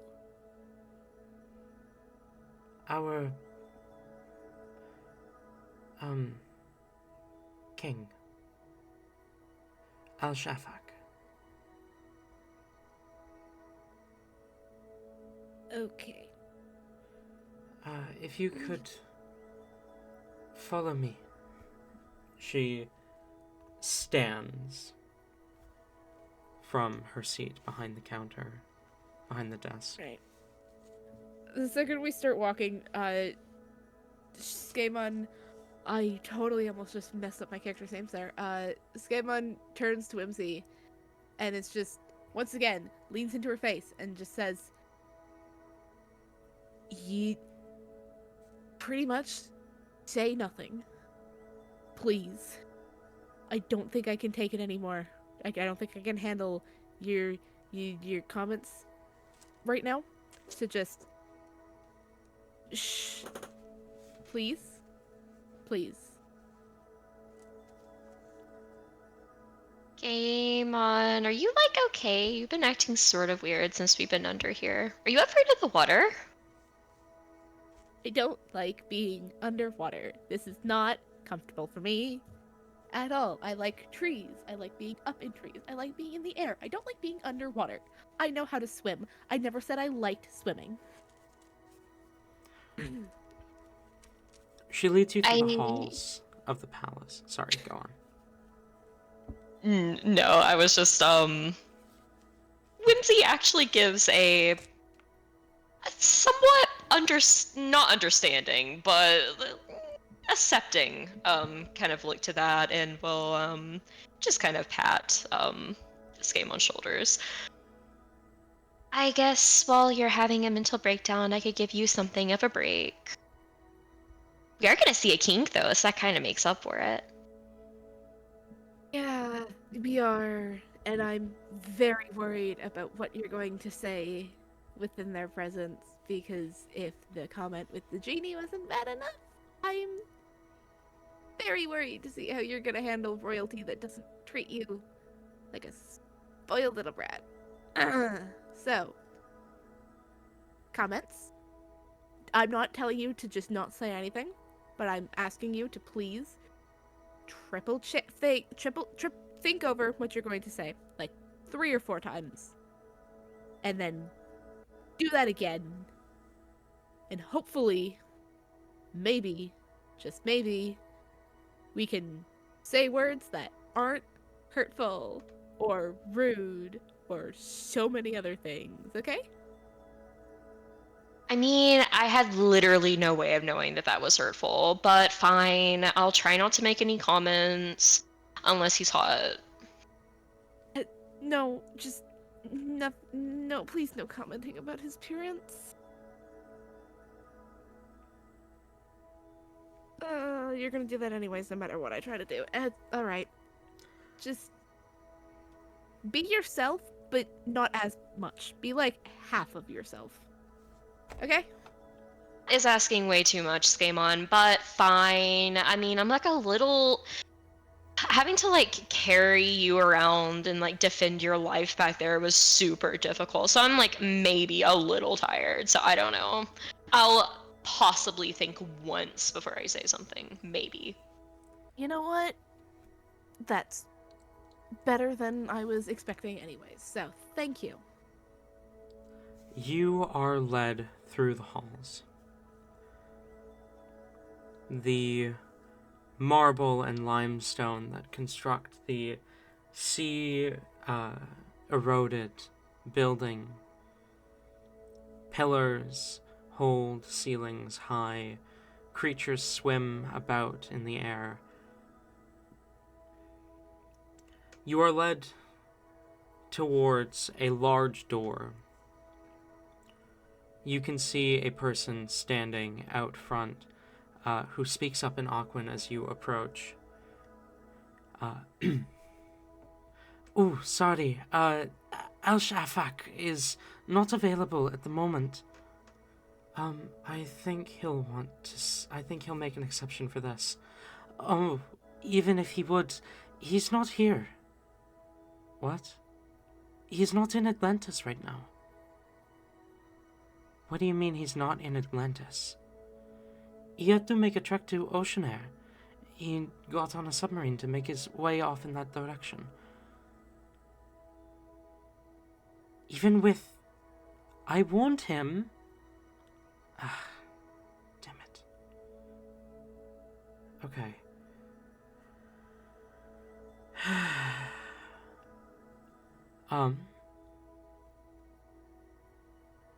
There is a slight change in plans. You're gonna get your map, and you can wander the city of Atlantis as long as you would like, until the issue with the boats is resolved. Okay. Okay, well, this is great. Like...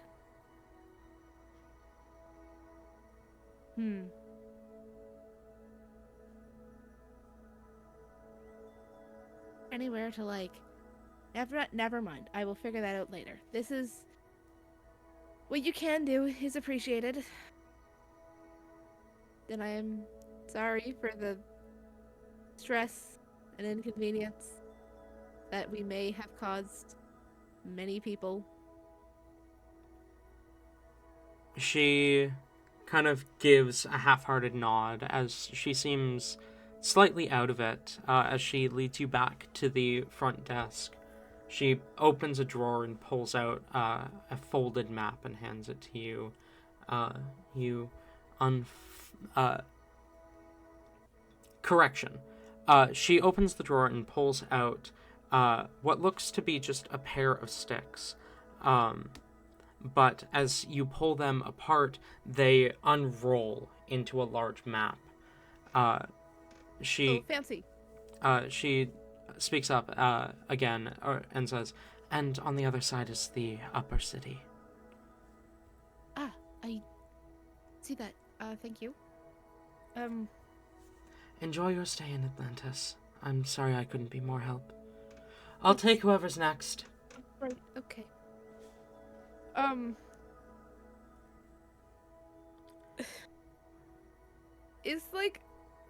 Is there like signs or whatever? Can we read the language? You as are well? able to read Aquan now as well, yes.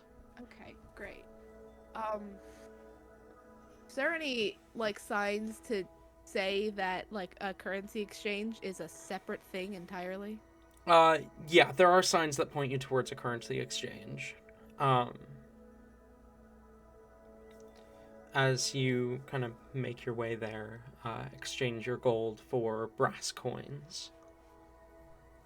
Are they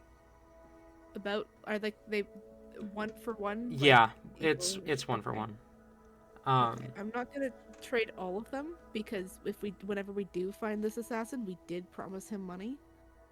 But I will exchange enough, hopefully. So, Sorry, I'll exchange about 50. as our adventurers find themselves in the plane of water, and my other narrator has finally decided to join us, Jabrium, would you like to close us out today? Why, yes, I would. Thank you, both viewer and player, for showing up today. And we will continue our story next week. Goodbye for now.